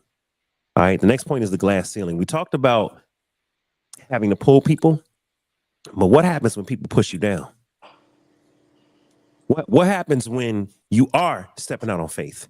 You move to Asia. You are stepping out on faith. You join the military and you secure your next 8 years. You are stepping out on faith. You study hard and you make it into college on a scholarship, or you make it into college off a sports scholarship because you work hard. You step out on faith and you say, you know what? I'm going to try my hand in entrepreneurship, in acting, in directing. And then people are pushing you down. They simply do not want to support and help. Comedy, Vino, you step out there and you thought people was going to be cool, and now the same people that you thought was cool are literally possibly hating on you. Listen to what Barack said, and then let's talk about the glass ceiling. Let people think you do not belong. Once you sit at these tables with folks with fancy titles and you talk to them and you go, oh, they ain't all that. This idea that somehow they are so special, they're so smart, they're so sophisticated. Not really. They've been exposed. They've been given the confidence of feeling like they belong. But if you sit down and talk to them, turns out, that's my point. And the benefit for Michelle and me, because we came up, and at each stage, you go to Harvard and wow, it's Harvard. And then you find out, oh, Harvard's full of some fools and people that you would not put in charge of anything, but they're there. And there's some really amazing, brilliant people too. And then you go to the US Senate and you look around and everybody's represented, smart people and dumb people, good people and bad people. Now suddenly you're meeting at the group of 7 world leaders are all in a room, or the United Nations. And same thing. Turns out that there's some really smart, amazing world leaders, and there's some fools running countries. Some fools running countries. Facts. Man. So let's talk about the glass ceiling. Let's talk about when you get in the room. Let's go with Vino. Vino, you watching from afar. Man, I might want to try this comedy thing. I've been funny all my life, but I ain't never just jumped out there. And you got cats that might say, yeah, Vino, do that, big dog, try it. Okay, you try it. The same people hating. The same people that encouraged you when you weren't a threat or when you weren't doing it. And now you out there, and now they blocking. And listen, I'm completely hypothetical, but I know you got to go through stuff in the comedy game. So talk to me about the glass ceiling and how some people will try to act like you don't deserve to be in that room. You ain't good enough when you know damn well you are. Yeah, that actually was my problem at one point. I just wanted to prove that I belonged on the stages with the people I was on stage with. And I know I got some good shit, and I know people laugh and always feeling good around me, but you gotta eliminate that feeling. Like, if you there, you gotta already understand that you deserve to be there, especially like that came from a sense of, am I putting in enough work? You questioning your own work. And if you doing the work you say you doing and you doing what you need, you ain't gonna question those types of things. But as far as the glass ceiling goes with trying to get through that, and like, I don't even feel like I got through one of them. Because there's always going to be a ceiling. There's always going to be some shit that's going to say, hey, you can't do this. You can't go past this. There's always going to be somebody who tell you some shit and try to give you some lame duck advice. My man, and shout out to the homie Stevie J, but he said some of the most powerful shit I've ever, like, everybody that it resonates with me to this day, because he said, hey, I'm gonna give you some advice. Don't take no advice. Damn. Because let me give you some horns on that. Yeah, nah, that's Stevie J, comedian Stevie J. Go check him, man. Shout out to Stevie J, man. Yeah. But that's some advice he gave me, because motherfuckers will tell you some shit specifically because it's fly and it's dope. So they'll be like, don't do that. You shouldn't do that. And it's the setup. That's the setup so that you won't get past them. Nobody wants to get leapfrogged. You know what I mean? Motherfuckers will tell you, yo, they told me out when I started comedy, I can't talk as bold as I do and feel as arrogant or speak my mind the way I do. And then turn around 2024, Cat Williams does exactly what I do on a daily basis and turns the game upside down. 100 million views. Yep. Yep. So it's like nobody can tell you how your sauce gonna taste. You know what I mean? So don't even take their advice. I'm not even listening. I'm really not listening to nobody's advice. If I ask you for advice, it's because I'm asking you for a specific piece and I want to know this part of the game. Cool, appreciate it. But go ahead, Rod. I don't take it go on ahead, Rod. Hold on, Rod. You on mute. So let me ask you a question. What is your barometer to let you know that you're on par, you're bogeying, meaning you're failing, or you're doing good? Like, what's your barometer check? If you're not taking advice, right? The best advice is no advice at all. What's your barometer to know that you're doing a good job? How do you gauge that? I mean, I take a couple of pieces. I'll take, as far as performance-wise, I'm taking crowd. Crowd let me know what I'm doing on stage. I don't gotta, like, if I'm doing good, my merchandise is moving. If I'm doing good, if I could go into a spot, not saying that I would, but I could go into a spot and say, no money, I'm making off the merch. And then I'll go in, lay down my set, and then I'll see y'all all at the merch table. Nice. And if it's going really good, I'm advancing. I'm doing more than I did last year. I've broken into clubs and got into spots where it's like, okay, this was on the checklist. Boom. I'm checking things off of the goal list. That's what success looks like in breaking through. I literally have goals. I say, boom, I want this room, this room, this room, this room. What market, if you don't mind me asking, Kane, what market are you in? I'm in Virginia, but I'm everywhere, really. I don't limit myself to a market. I'm the market, I feel. Yo, hold on. Let me just Yo, you know what I heard, Sherrod? Raise the glass. Give him some side claps. You know what I heard, Sherrod? I heard key performance indicators. I heard. I did. You hear them KPIs? You hear them KPIs, Zenos? I heard. He gave analytics on it. He gave analytics. I saw what you did, Sherrod. You said, hold on. Before Google. You said, I'm going to paraphrase. You said, hey, if you can't listen to your peers, who can you listen to? Yeah. And Vino said, brother, the numbers. The numbers ain't gonna lie. The merch gonna sell, the crowd gonna laugh, and I'm gonna get. When I heard crowd, I heard unbiased feedback.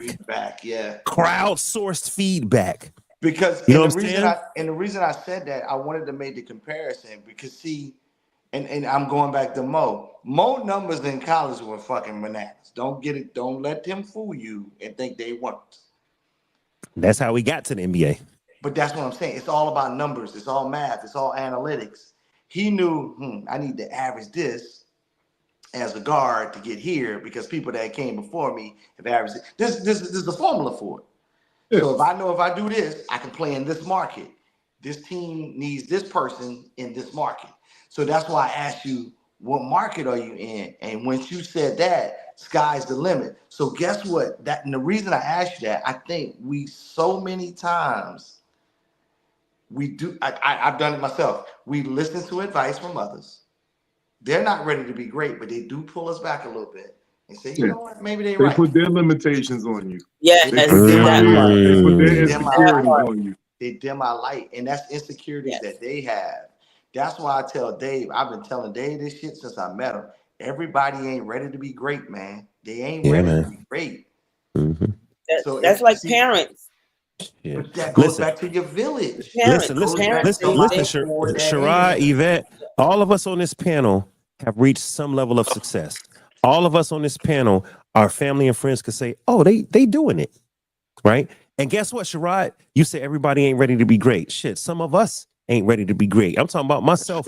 There are times when I wake up. I'm gonna give you this. I'm gonna give y'all this, and Sherrod and Zenos. I'm gonna give y'all a preemptive F both of y'all because I know y'all gonna laugh. All right, David is late to everything. No, Okay, I never. okay. I David never is knew late to that. everything. All right, Dave Life himself.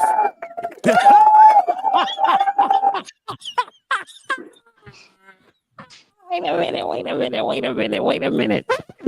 Wait a minute. Xenos is throwing shade.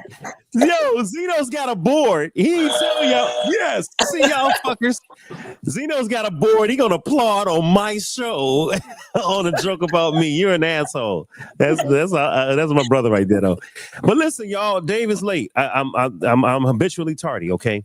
Now, it's a serious moment. My father passed in 2017. Serious moment. And my brother and I planned the funeral. So I'm back home in Chicago. We planned the funeral. Everything got paid for. All that stuff. Now it's the morning of. And you got to go make sure the body is looking good before the wake, before everyone gets there. Everything has to be right. I wasn't effing around.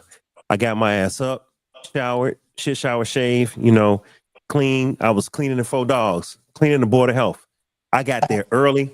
I told my mom, I said, "Hey, Mom, I'm out. You leaving right now? I got to make sure Daddy good." And the joke was, well, David know how to get somewhere when he want to. That boy love his dad. He gonna get there. And I use that because it was a serious moment. But I know how to get places when I need to. Like when I need to, hell can't stop me. I'm a get done what I need to get done. And then the other thing I want to talk about is what Denzel said. Denzel said commitment will make you start, but consistency will make you finish. Mm-hmm. I'm gonna say that again. Commitment will make you start, but consistency will make you finish. The other thing is when I set my mind to something, I'm done. It's a wrap. Y'all know it.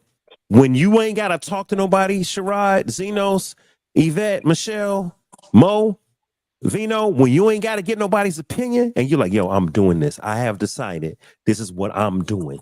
Ain't nothing to talk about. Now, all them other things in the middle, yeah, you could be wishy-washy. You could kind of vacillate. But when you make a goddamn decision, you're like, yo, ain't nothing stopping me. And I believe that when you make a decision, heaven gets behind you to help that thing come to pass. Because see, being decisive, making a decision, commitment, sticking to things, that's character. And I believe that heaven will move on your behalf. So when you make a decision, y'all, it's important. So don't let the glass ceiling and the feeling of I don't deserve to be in the room stop you. Make a commitment, learn what you got to learn, and you're in the room for a reason. So I want to open up the panel to discuss being in the room. Barack said, "Hey man, you get in the room with world leaders and you realize there's some clowns in here that really aren't fit to lead." He said it. He said Harvard. He said the Senate, and he said world leaders. You can take it down to college. You can take it down to high school. You can take it down to the basketball court. You can take it down to your job. There's always going to be people in the room that don't deserve to be there, but you gotta know you are qualified and you deserve to be there. And if for some reason you're unqualified and you squeak through the door, you better tighten up fast and learn what you're supposed to learn because you're there now. And you better earn your keep. So let's open up the panel and let's talk about the idea. And if anybody got to go, just let me know you got to go. I know some people been on 2 hours. I do have to go, but I wanted to say this real quick, Dave. I know I just always jump out there. You good? That's very important because a lot of times you intimidate people when you know what you're doing and you're in the room and they don't. So their intimidation come at you with attacks. But the one thing that they cannot take from you is your knowledge. If you got all of this up here and your skills and you know what you know, can't nobody take that away from you. Even though they will try. So what they'll do, they'll try to put that weight on you and pull you down another way or push you out the way another way because they can't match your knowledge with or your skills. So you got to be careful of those people in the room. That's another weight that people can pull on you. I've had it happen to me like all the time. I know what I know. You can't take it from me. So just because you don't know what I know, don't mean you can't be great. Shine in your greatness, because what I've been given is my greatness. You know what I'm saying? And people don't realize. Come on, because some people, comparison is like the thief of joy, right? Don't be nobody else. And I think, Yvette, you've hit a great point. Some of us have not jumped out there enough to figure out who we are. Yeah. We so busy imitating the next person and trying to emulate somebody else's success that we never, I'm going to use Mo's example, we never moved to Asia and said, I'm just going to do my entrepreneurship in another country. We never just jumped out there and said, hey, I'm going to get on that comedy stage and I'm going to try. You know what I'm saying? So because we hide because we are scared to be ourselves, or we're scared to fail, then we just try to follow the pattern of someone else. And Yvette, you are so right. We have to be ourselves, y'all. Shine we your gotta light. be ourselves. And Mo, I'm getting ready to say, where are you located? And then he said Asia, because I'm like, I'm gonna holler at you later because I'm working on something and I need your help. But I'm gonna have to come to Asia to do it. Yeah. I think that's a beautiful thing, and definitely reach out to me. Another thing I wanted to say too, as far as being able to move freely and move as frequently as if you would like. For me personally, I don't tell people nothing until it's done. They go see it when it's done. I don't say nothing, and once they see, like, oh, and then I have people be like, damn, how can you tell me you was doing this? I'm like, shit, you would have hated on it. That's why I ain't tell you. Yeah, that's why. Yeah. They see the clothing line, but when they see the partnerships and stuff like that, I allow these things to cultivate in the background so that I don't necessarily get distracted by trying to tell somebody something too soon, to where if I tell them to, that means that, I need to be solid in it first. So therefore, if you give away something way too premature, you give people opportunity to, kind of give them some stuff. So I've just learned just to keep my mouth shut, and when it's done, and then from there we'll figure out the next steps. But that's been very. My pastor said that, Mo. My pastor, a long time ago, said, well, the pastor of the church I used to go to, he said, you can't share your dreams with everybody. You're supposed to. You just can't share your dreams with everybody. Everybody can't see your vision. Your visions was given to you for you to execute and go towards it. So when you tell somebody who can't phantom that view that you have, all they're going to do is poo-poo on it. So what's the point of telling them that dream? Because now they're going to try to tear down your confidence, tear down your vision, tear down your drive and your, so that it's best to just sometimes keep it to yourself, execute in silence, move, stealth mode, and get her done. Yeah, that's a good word, because people will hate. People will hate, and premature. When you got something in the oven and it ain't done, people could tear down the walls. They can hate, and that's real talk. And I'd like to say this, and I do want Zenos and Michelle to jump in. Vino, I want you to. You with me, bro? Yeah. Yo, I want to talk about the idea of sometimes we're afraid to jump out there because we don't want to fail, right? Maybe we drag ourselves down. Maybe we create a glass ceiling in our mind because we're afraid to fail. We ourselves can be our biggest problem. And I'll share this graphic here.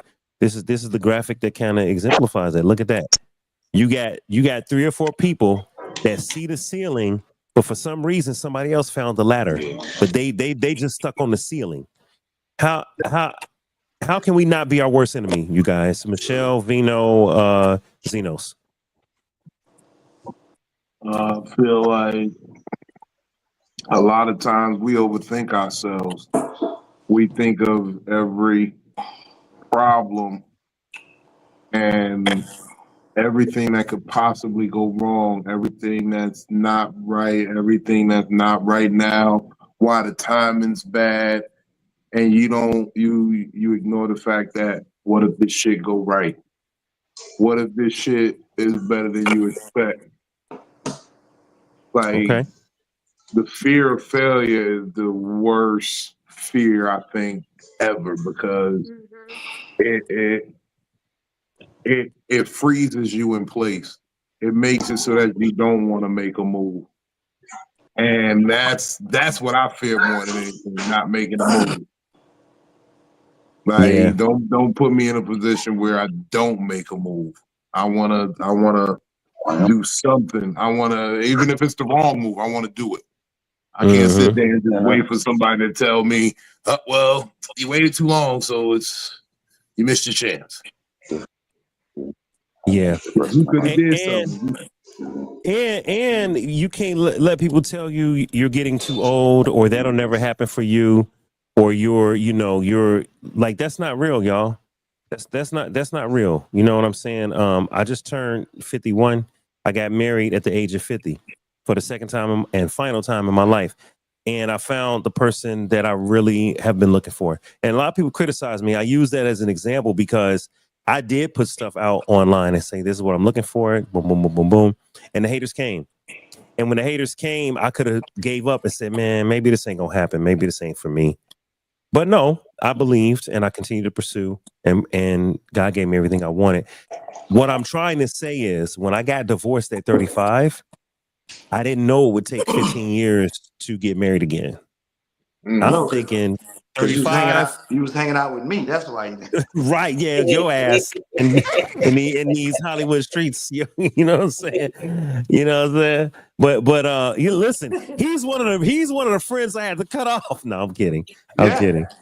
Sherrod was one of my groomsmen. So was Zenos. You cut that Negro off. Mo remember the days we was hanging out in L.A. Mo remember the single days. You know what I'm saying? Yeah, he remember. But no, y'all, you know, the idea that you can put it out there too early because people will hate on you. You can put it out there too early because the idea isn't fully baked yet. You yourself don't fully believe. You yourself aren't really sure how you're gonna get it done. Man, hey Xenos, you and I. Easier said than done.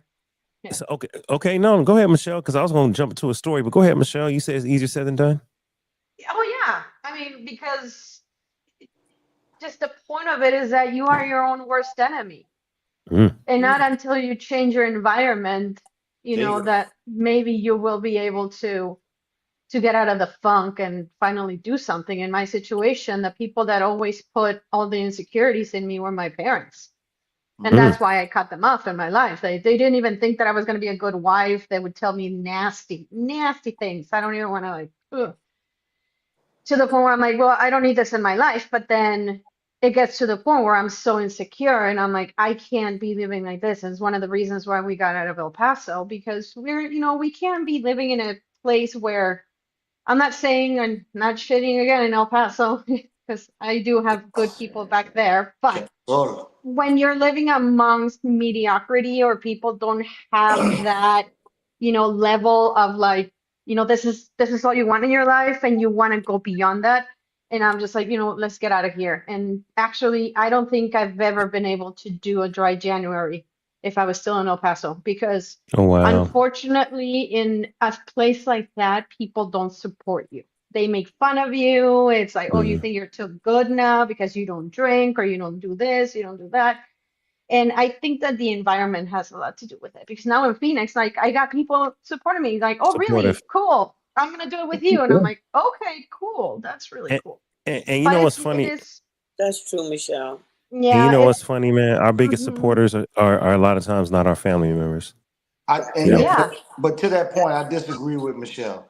El Paso, La Cruces, I know, I know. Juarez. I'm not. That's what I'm saying. I'm not shitting on Like everything. I love El Paso. How dare you It's talk just about my ELP personal like that? experience Do because not talk about Viscount on the east side. Don't talk about that at all.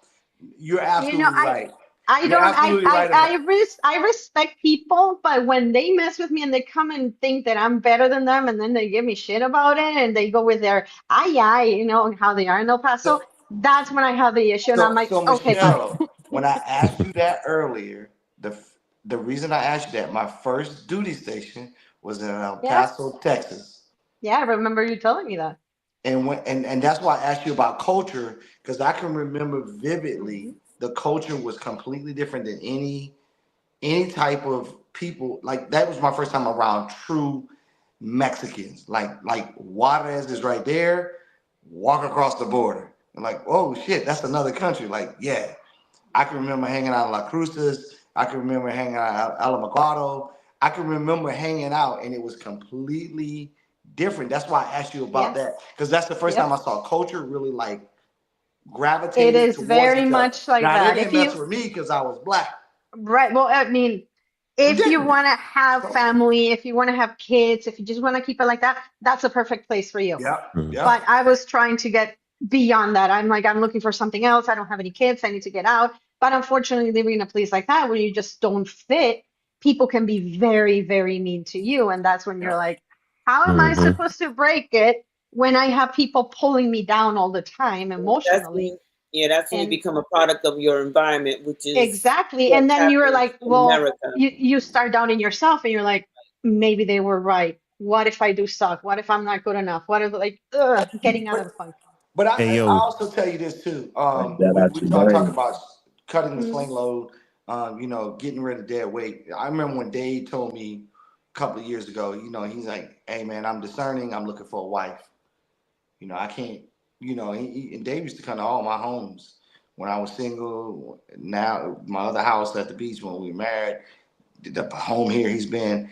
But like I noticed that it was a mindset shift in yeah. Dave because he wanted a Yeah. certain outcome. So now it lets me know that Dave is now not process oriented, but he's goal oriented, right? oriented. Hmm. He's goal Hmm. oriented. So now, guess what a true friend does? It's just like we talked about LeBron James, right?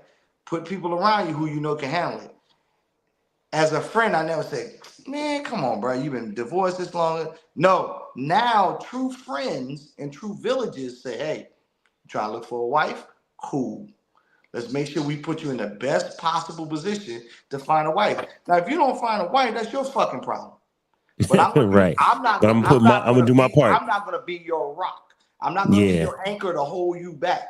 I'm that's gonna right. make sure I don't say, "Hey, man, meet this chick right here, Dave." Because if you're looking That's right. for a wife, you need to find a wife. That's But right. I need to make sure I don't hold you back from trying to discern who that's going to be. So So I. check this out. Okay, this is perfect. Perfect. Even Jesus had problems with his family and his locals. It said that he could not do many miracles in Nazareth because that's where he was from. He had to go off. And then they would say, "Oh wow, you are the Son of God. I heard you did these miracles." But when he was at home in Nazareth, they were like, "Hey, ain't that Mary and Joseph's kid?" Like, and they said, and this we talk the Son of God. He could not do that many miracles in Nazareth because of their lack of faith in how they saw him. But when he went outside, and then he came back and said, "Hey, this is the true what they said. A prophet has no honor in his own house. Sometimes you got to leave the crib in order to go make a name for yourselves. Come on, Mhm. somebody." If you're putting a And then box, come back to the crib, and then they say, "Oh wow, that's whoever this person is." I'm sure Arsenio Hall, Eddie Murphy, Jimmy Kimmel, David Letterman, Johnny Carson. I'm sure putting they a all box. had to leave where they were at, make a name, and then come back, and then they'd be like, "Oh, yo, that's Eddie Murphy." But back in the day, I'm sure they wasn't feeling that way. You know what I'm saying? And maybe some people can beat a hometown kid. Maybe some people can. No, no, You no, know, no. but Don't confuse the two. I okay, think talk there's to me. totally two different things. Talk to me. Some individuals are just predestined to be great. That's just who they are. Eddie was great from Raw all the way up until He he's just was. who he is. Mm-hmm. No, again, it's all Saturday about Night a number. Live. It's all about a numbers game and a village. So you go back to '78 when the Warriors, which is one of my favorite movies, when Cyrus said, "Hey, the world is ours if you can count." Yeah. That's all he said. He said, "If you can count." He was trying to do one thing. He said, "Look, if we collectively bring all the gangs together, we can overrun the whole city of New York." Can you dig it? Can you dig it though? Can you That's my dig favorite too. it? Warriors, But come then out to play. he got shot. Yes. He got shot because people they Couldn't couldn't see it. put down their burden. They Couldn't couldn't see put it. down their rock to come together on one accord.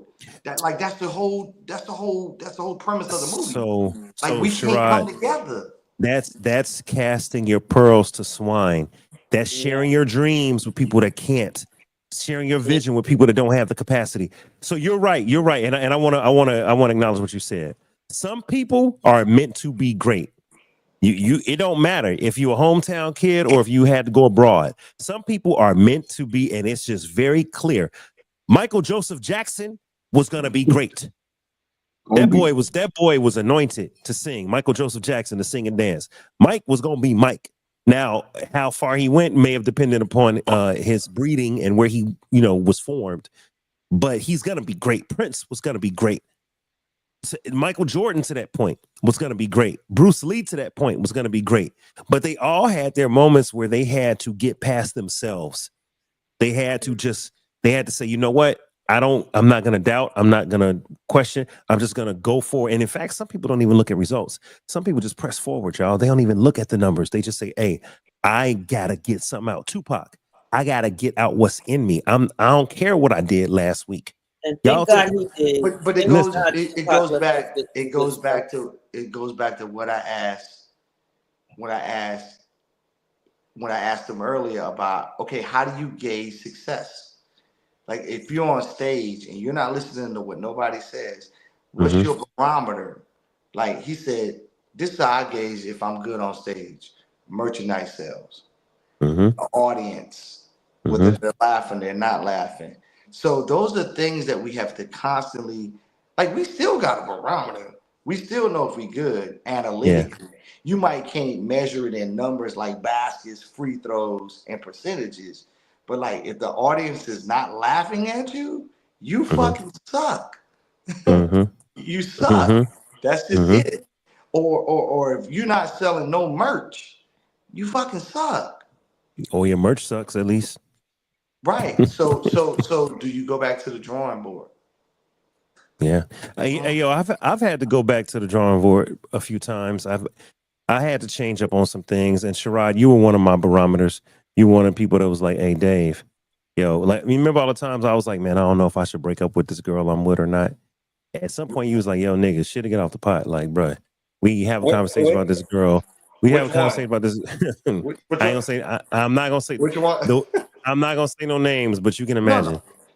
You used to be like, yo, we just sat on this front porch once every 6 months and had the same conversation, Dave. So my guy, I don't have no new advice. It's either her or it ain't her. And if it ain't her, then why the hell you keep dealing with her? And I had to go home and really absorb that. I was like, yo, you know what? This guy know me and he ain't told no lies. I clearly need to make a decision. And so once I made a decision, that was when I began to get more serious about who I was seeing. Because I was having fun at one point. I wasn't serious about finding a wife. I was having fun. And when you kept saying, hey, Dave, either have fun and shut up or get serious about finding a wife and cut out the fun. But you can't split the fence, Dave. You can't. I'm your friend. Whatever you want to do, I got your back. But nigga, please make a decision. And I had to start moving. I had to start moving different. And it's the same thing. What's up, Z? Were the Jackson 5 dead weight? You mentioned Michael Jackson being great. I'm wondering if he had to separate himself from his own family members to reach that greatness. Yes. In my opinion, he did. And that's exactly what he did. Yes. But this is the key. See, this is what a father love will do for you. The father, Joe, knew that the rest of them didn't have the talent that Mike had. He knew that. But in order for them all to succeed, they needed Mike. Mike was the catalyst, right? But he wanted all of them to be on the same accord. He knew early on when Mike was 8, 9, 10, this is a little different where he got right here. This is something different. So what he did was he used Mike as the cornerstone to everything else. All of a sudden, you see Penny on, Good Times. You see Tito doing something else. You see the commercial. Jermaine. He monopolized the village that he had to get to where he at. Now, when it was time for Mike to blossom, he still had a handle on it, but he let Mike blossom because he couldn't stop Mike. Yo, I want to answer that like this, Zenos. I hear what you're saying about dead weight. The Jackson 5 in and of themselves were not dead weight because the Jackson 5 were talented. They worked hard. Jermaine was the lead singer before Michael came along. They were doing things. Dead weight would be people that ain't even trying to do nothing. That complete dead weight. The Jackson 5 were not dead weight from that aspect because Jermaine could sing. They all could play instruments. Joe was moving them forward. Then their little brother all of a sudden has a voice from heaven, and people are like, oh my God, this dude is different. And then he gets promoted. Now, were they not quite what he was? Sure. Let's just be honest. Michael Jackson was special, extremely special. So in that aspect, Prince was extremely special. In that aspect, everyone's going to pale in comparison. But as long as if they're trying, they're not necessarily dead weight. But when it came to Michael's star and where he was going to go, he had to cut the sling load. Look, hold on. Look, y'all. To the 5 heartbeats. I didn't dance with you. I didn't sing with you. As a family, we've made hits. We all know how to play instruments. We are the Jacksons. We're amazing. But I got to do this. I got to go to the mountaintop. And if you can't come to check this out, y'all. Only 2 men went to the mountaintop. People forget this. 2 men went to the mountaintop. Moses and Joshua. Moses went by himself the first time. Check this out. Moses went by himself the first time. He came back down. The children of Israel were dancing among the golden calf and having an orgy. He broke the tablets and said, they were having an orgy, Sherrod. How do you know? Were you there? It's in the text. It's in the text. It's in the text. It's in the text. It's in the text. I'm gonna tell y'all, go back and read Exodus. It's in the text. All right? Was it raw or was it with lambskin? Raw. They was raw dogging it because they were dancing amongst the golden calf, and Moses came down and said, hey, listen, like Charlton Heston. He said, those who are with the Lord move to this side, and those who are with the golden calf. And they moved. And then God opened the ground, caused an earthquake, and swallowed up everybody that was over there. So here's my point. He broke the tablets out of anger. And then God said, look, you got to go back to the mountain. And this time you're going to chisel the tablets out of your own hand. See, the first time God wrote the tablet with his finger. The second time he made man do the work. Yep. And what people don't realize is that Joshua went up there with him. And when they went to the promised land, it was Joshua that could go into the promised land. Yep. What I'm trying to say is, this is what I'm trying to say. Everybody can't go with Moses because they don't want to make the sacrifice. Everyone is, and you're going to have some people that's like, yo, Moses, I'm going to go with you. You got Moses who's like, Lord, I'm going. And you got others that's going to say, we don't want to see your face, Moses. You've been with God. Please put a veil on. Just write it down. Just tell us from behind the rock. It's some people that just can't go there. And it's okay. It's okay. But you're going to have some that can. And I'll say this. Michael Jackson had to go to the mountaintop by himself. He carried them as far as he could, Zenos. But his personal mission, while he was on this earth, he had to go farther than triumph or victory. He had to reach Thriller and Bad and all the various levels he reached. And they couldn't go with him. It don't mean that Jermaine couldn't sing. It don't mean that Tito and them weren't great. They were great. They're the Jacksons. But Michael was he just had to reach that plateau. So you got those that are going to be officers over tens, over hundreds, and over thousands. And then you got Joshua and Caleb and Moses, the very few. You know what I mean? So I don't want to use the term dead weight in a bad context, but in that context, Moses, Michael Jackson had to go. If he stayed Xenos, he'd have just been in the Jackson 5 or the Jacksons making "Can You Feel It" for the rest of his life. No. It's not using it in a bad context. Right. They were dead weight as far as talent. That's simple. Yes. So that I think that's the difference between individuals who are great and individuals who want to be great. It's okay to say, hey, Vet, can't use you on this project. These are the reasons. Now, Vet, being a smart person, she's like, that makes sense. Cool.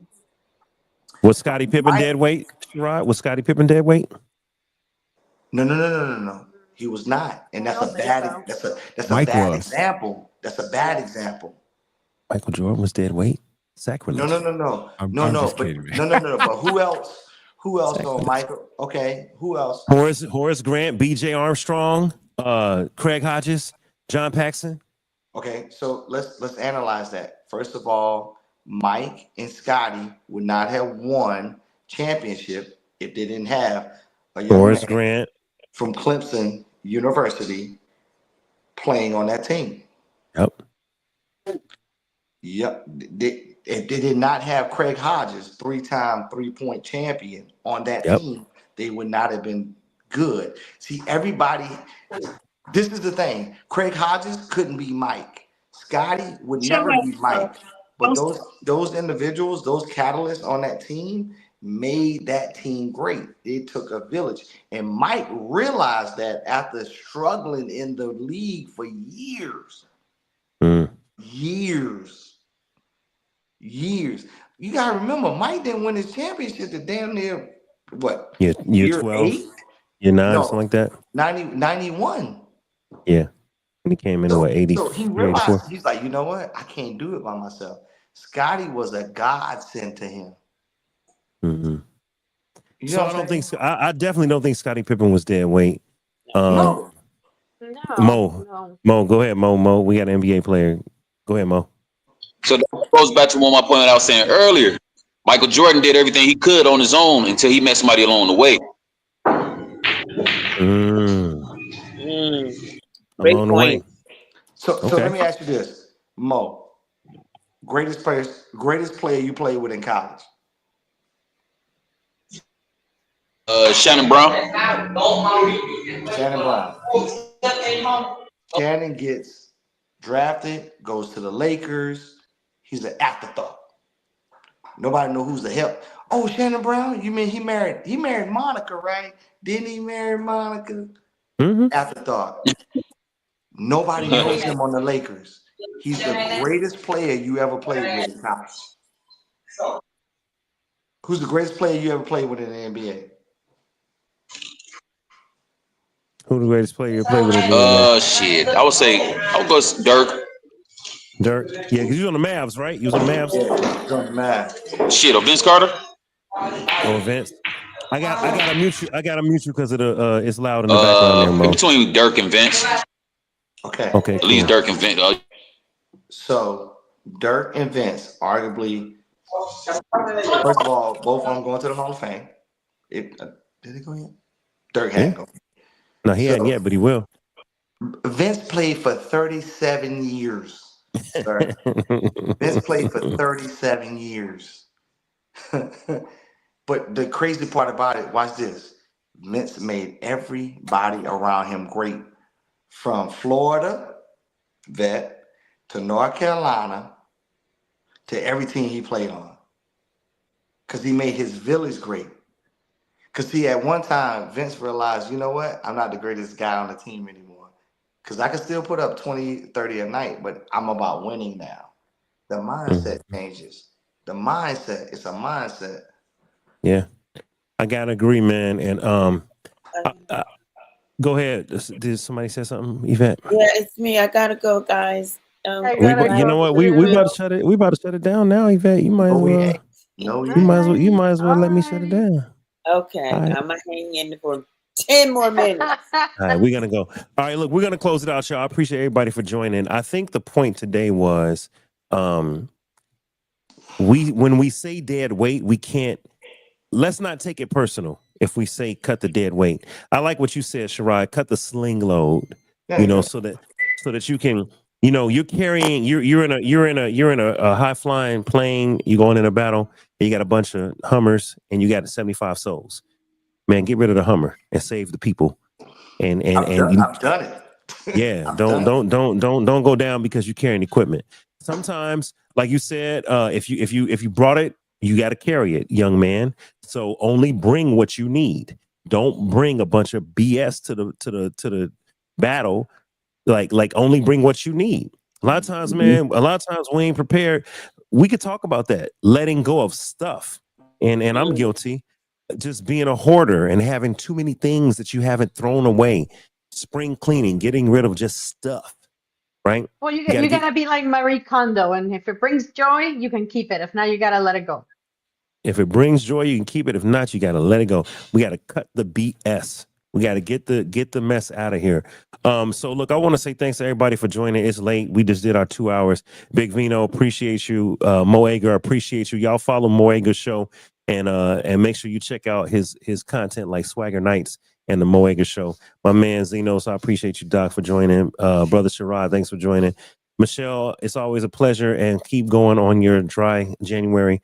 And Yes, Yvette, Thank video you. lady, thank you for staying with me for 2 hours. I'll see y'all Not next time alcohol. on After Dark, y'all. I appreciate y'all. Make sure everybody goes and subscribes. Please subscribe, y'all. We'll see y'all next time on After Dark. I appreciate y'all, man. Good night, Good day. everyone. Thank you. Good Good night, night. y'all. We out of here. Peace.